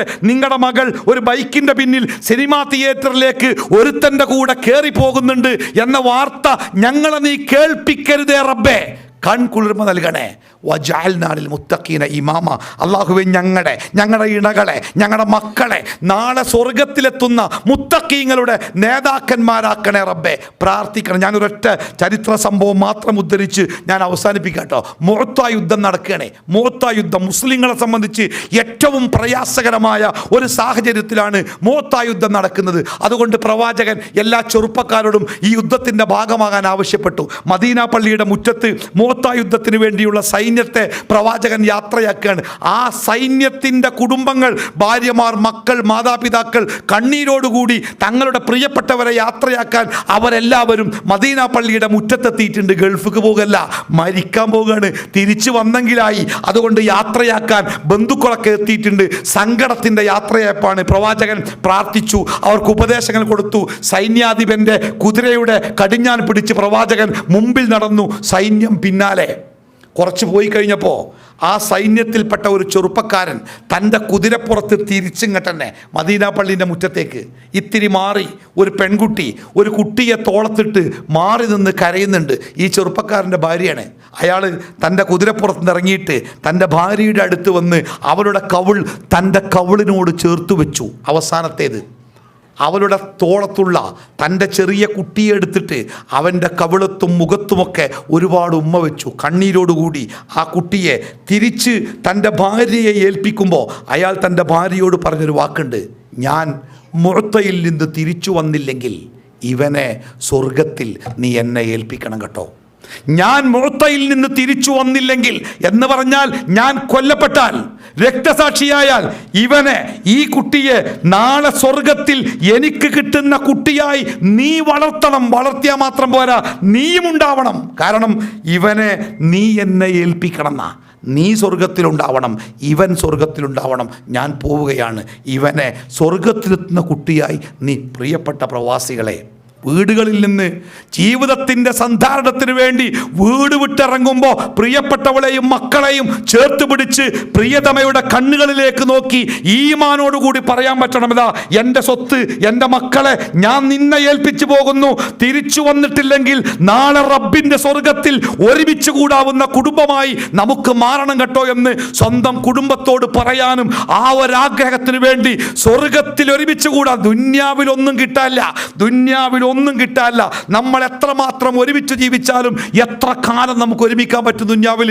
ഒരിക്കലും മരിക്കാത്ത ഒരു ലോകത്ത് പ്രവാചകന്റെ സദസ്സിൽ എപ്പോഴും പ്രസംഗം കേൾക്കാൻ വരാറുള്ള ഒരാളുണ്ടായിരുന്നു. അദ്ദേഹത്തിൻ്റെ കൂടെ അദ്ദേഹത്തിൻ്റെ ചെറിയൊരു കുട്ടി ഉണ്ടായിരുന്നു. കുറച്ചു കാലം കഴിഞ്ഞപ്പോൾ അദ്ദേഹത്തെ കാണാതായി. പ്രവാചകൻ സഹാബത്തിനോട് ചോദിച്ചു, അയാൾ എവിടെ? അപ്പോൾ അവർ പറഞ്ഞു, അദ്ദേഹത്തിൻ്റെ കൂടെയുള്ള ആ കുട്ടി മരിച്ചു നബിയെ, അതുകൊണ്ട് വലിയ സങ്കടത്തിലാണ്. പ്രവാചകൻ അദ്ദേഹത്തിൻ്റെ വീട് അന്വേഷിച്ച് പോയി. ചെന്നപ്പോൾ ദുഃഖിതനായി അദ്ദേഹം വീട്ടിലിരിക്കുകയാണ്. പ്രവാചകൻ അദ്ദേഹത്തോട് സംസാരിച്ചു. അദ്ദേഹം പറഞ്ഞു, എൻ്റെ കൂടെ എപ്പോഴും ഉണ്ടാവണമെന്ന് ഞാൻ ആഗ്രഹിച്ച എൻ്റെ മകൻ പെട്ടെന്ന് പോയത് എനിക്ക് താങ്ങാൻ കഴിയാത്ത വേദനയായി. പ്രവാചകൻ പറഞ്ഞു, ആ മകൻ നിങ്ങൾ ജീവിച്ചിരിക്കുന്ന കാലം ആ മകൻ നിങ്ങളുടെ കൂടെ ഉണ്ടാവുക എന്നതാണോ? അതല്ല, നിങ്ങളുടെ മകൻ നിങ്ങൾക്ക് മുമ്പേ സ്വർഗത്തിലെത്തി സ്വർഗത്തിൻ്റെ വാതിൽക്കൽ നിങ്ങൾക്ക് വേണ്ടി അവൻ കാത്തിരിക്കും ജീവിക്കുകയും ആ സ്വർഗത്തിലേക്ക് നിങ്ങളുടെ കൈ പിടിച്ചുകൊണ്ട് അനശ്വരമായ ഒരിക്കലും മരിക്കാത്ത സ്വർഗത്തിൽ അവൻ്റെ കൂടെ ജീവിക്കുന്നത് ഏതാണ് നിങ്ങൾക്ക് ഇഷ്ടം? ഈ ലോകത്ത് 10, 20, 30 കൊല്ലം നമ്മുടെ മക്കളെ തൃപ്തിപ്പെടുത്തി ഒരു ചോദിക്കുന്ന പൈസ കൊടുത്ത്, ടൂറിന് പൈസ കൊടുത്ത്, മൊബൈലിന് പൈസ കൊടുത്ത്, ബൈക്കിന് പൈസ കൊടുത്ത്, എല്ലാം നിർവഹിച്ച് അവരെ ചിരിപ്പിച്ച് കൂടെ നിൽക്കുന്നതാണോ? അതല്ല, അനശ്വരമായ സ്വർഗത്തിൽ, മരണമില്ലാത്ത ലോകത്ത്, അറ്റമില്ലാത്ത ലോകത്ത് ആ മക്കളെ ചേർത്ത് പിടിച്ച് ജീവിക്കുന്നതാണോ നിങ്ങൾക്ക് ഇഷ്ടം? രണ്ടാമത്തെ ചോദ്യമാവണം നമ്മുടെ ഇഷ്ടം. ആ ഇഷ്ടത്തിലേക്ക്, സ്വർഗത്തിലേക്ക് നമ്മുടെ കുടുംബത്തെ വളർത്തണമെങ്കിൽ നമ്മുടെ വീടിൻ്റെ ഉള്ളിൽ ഇസ്ലാമിൻ്റെ നിയമങ്ങൾ പരിപാലിക്കപ്പെടണം, പ്രയോഗവൽക്കരിക്കപ്പെടണം. ഇസ്ലാം കൽപ്പിച്ചത് നടപ്പിലാക്കപ്പെടണം. ഇസ്ലാം വിരോധിച്ചത് നമ്മുടെ വീടകങ്ങളിൽ ഇല്ല എന്ന് നമ്മൾ ഉറപ്പുവരുത്തണം. അല്ലാഹു സുബ്ഹാനഹു തആല അവൻ ഇഷ്ടപ്പെടുന്ന നല്ല കുടുംബങ്ങളാവാൻ നമുക്കെല്ലാവർക്കും തൗഫീഖ് നൽകുമാറാവട്ടെ. കഠിനമായ പരീക്ഷണങ്ങളിൽ നിന്ന്, ധാർമ്മികമായ പരീക്ഷണങ്ങളിൽ നിന്ന് അല്ലാഹു നമ്മളെയൊക്കെ കാത്തുരക്ഷിക്കുമാറാവട്ടെ. അല്ലാഹുവിൻ്റെ ഇഷ്ടപ്രകാരം, അവൻ്റെ കൽപ്പന പ്രകാരം ജീവിതം മുന്നോട്ട് നയിക്കാൻ അല്ലാഹു നമുക്കെല്ലാവർക്കും ഈമാനും ഇഖ്ലാസും പ്രദാനം ചെയ്യുമാറാവട്ടെ. വഴിവിഴപ്പിക്കുന്ന സകലമാന ദുശക്തികളിൽ നിന്നും നമ്മളെയും നമ്മുടെ കുടുംബങ്ങളെയും പടച്ച റബ്ബ് കാത്തുരക്ഷിക്കുമാറാവട്ടെ. മാരകമായ രോഗങ്ങളിൽ നിന്ന് റബ്ബ് നമ്മളെ കാത്തുരക്ഷിക്കുമാറാവട്ടെ. സഹിക്കാൻ കഴിയാത്ത വേദനകളിൽ നിന്ന് അല്ലാഹു നമ്മളെ കാത്തുരക്ഷിക്കുമാറാവട്ടെ. അഭിമാനത്തെയും ജീവിതത്തെയും തകർത്ത് കളയുന്ന കടബാധ്യതകളിൽ നിന്ന് റബ്ബ് നമ്മളെ കാത്തുരക്ഷിക്കുമാറാവട്ടെ. തൗബ ചെയ്യാൻ പോലും സമയം കിട്ടാത്ത പെട്ടെന്നുള്ള മരണങ്ങളിൽ നിന്ന് അല്ലാഹു നമ്മളെ കാത്തുരക്ഷിക്കുമാറാവട്ടെ. എവിടെ വെച്ച്, എപ്പോൾ, എങ്ങനെ മരണപ്പെട്ടാലും ലാ ഇലാഹ ഇല്ലല്ലാഹ് ചൊല്ലി മരിക്കാൻ അല്ലാഹു നമുക്ക് അവസരം നൽകുമാറാവട്ടെ. മരണപ്പെട്ടു പോയ നമ്മുടെ മാതാപിതാക്കൾക്ക് അല്ലാഹു മഗ്ഫിറത്തും മർഹമത്തും പ്രദാനം ചെയ്യട്ടെ. ജീവിച്ചിരിക്കുന്ന മാതാപിതാക്കളെ പൊന്നുപോലെ നോക്കുന്ന മക്കളാവാൻ അല്ലാഹു നമുക്ക് ഭാഗ്യം നൽകുമാറാവട്ടെ. നമ്മളെ സ്നേഹിക്കുന്ന, നമ്മളോട് ആദരവ് കാണിക്കുന്ന, നമുക്ക് വേണ്ടി പ്രാർത്ഥിക്കുന്ന, കരുണ കാണിക്കുന്ന സ്വാലിഹായ മക്കളായി നമ്മുടെ മക്കളെ വളർത്തിയെടുക്കാൻ അല്ലാഹു നമുക്ക് ഈമാനും ഇഖ്ലാസും പ്രദാനം ചെയ്യുമാറാവട്ടെ. റബ്ബനാ ആതിനാ ഫിദ്ദുനിയ ഹസന വഫിൽ ആഖിറതി ഹസനതൻ വഖിനാ അദാബന്നാർ. റബ്ബനാ ഹബ് ലനാ മിൻ അസ്വാജിനാ വദുർരിയാതിനാ ഖുർറത അയുനിൻ വജഅൽനാ ലിൽമുത്തഖീന ഇമാമാ. റബ്ബനാ സ്രിഫ് അന്നാ അദാബ ജഹന്നം ഇന്ന അദാബഹാ കാന ഗറാമ ഇന്ന അസാഅത് മുസ്തഖറ മുഖാമ. അല്ലാഹുമ്മ റബ്ബനാ ഇഗ്ഫിർ ലനാ വലിവാലിദീനാ. അല്ലാഹുമ്മ റബ്ബിർഹംഹുമാ കമാ റബ്ബയാനി സഗീറ. വസല്ലല്ലാഹു അലാ മുഹമ്മദിൻ വഅലാ ആലിഹി വസഹ്ബിഹി അജ്മഈൻ. അൽഹംദുലില്ലാഹി റബ്ബിൽ ആലമീൻ. അസ്സലാമു അലൈക്കും വറഹ്മത്തുള്ളാഹി വബറകാതുഹു.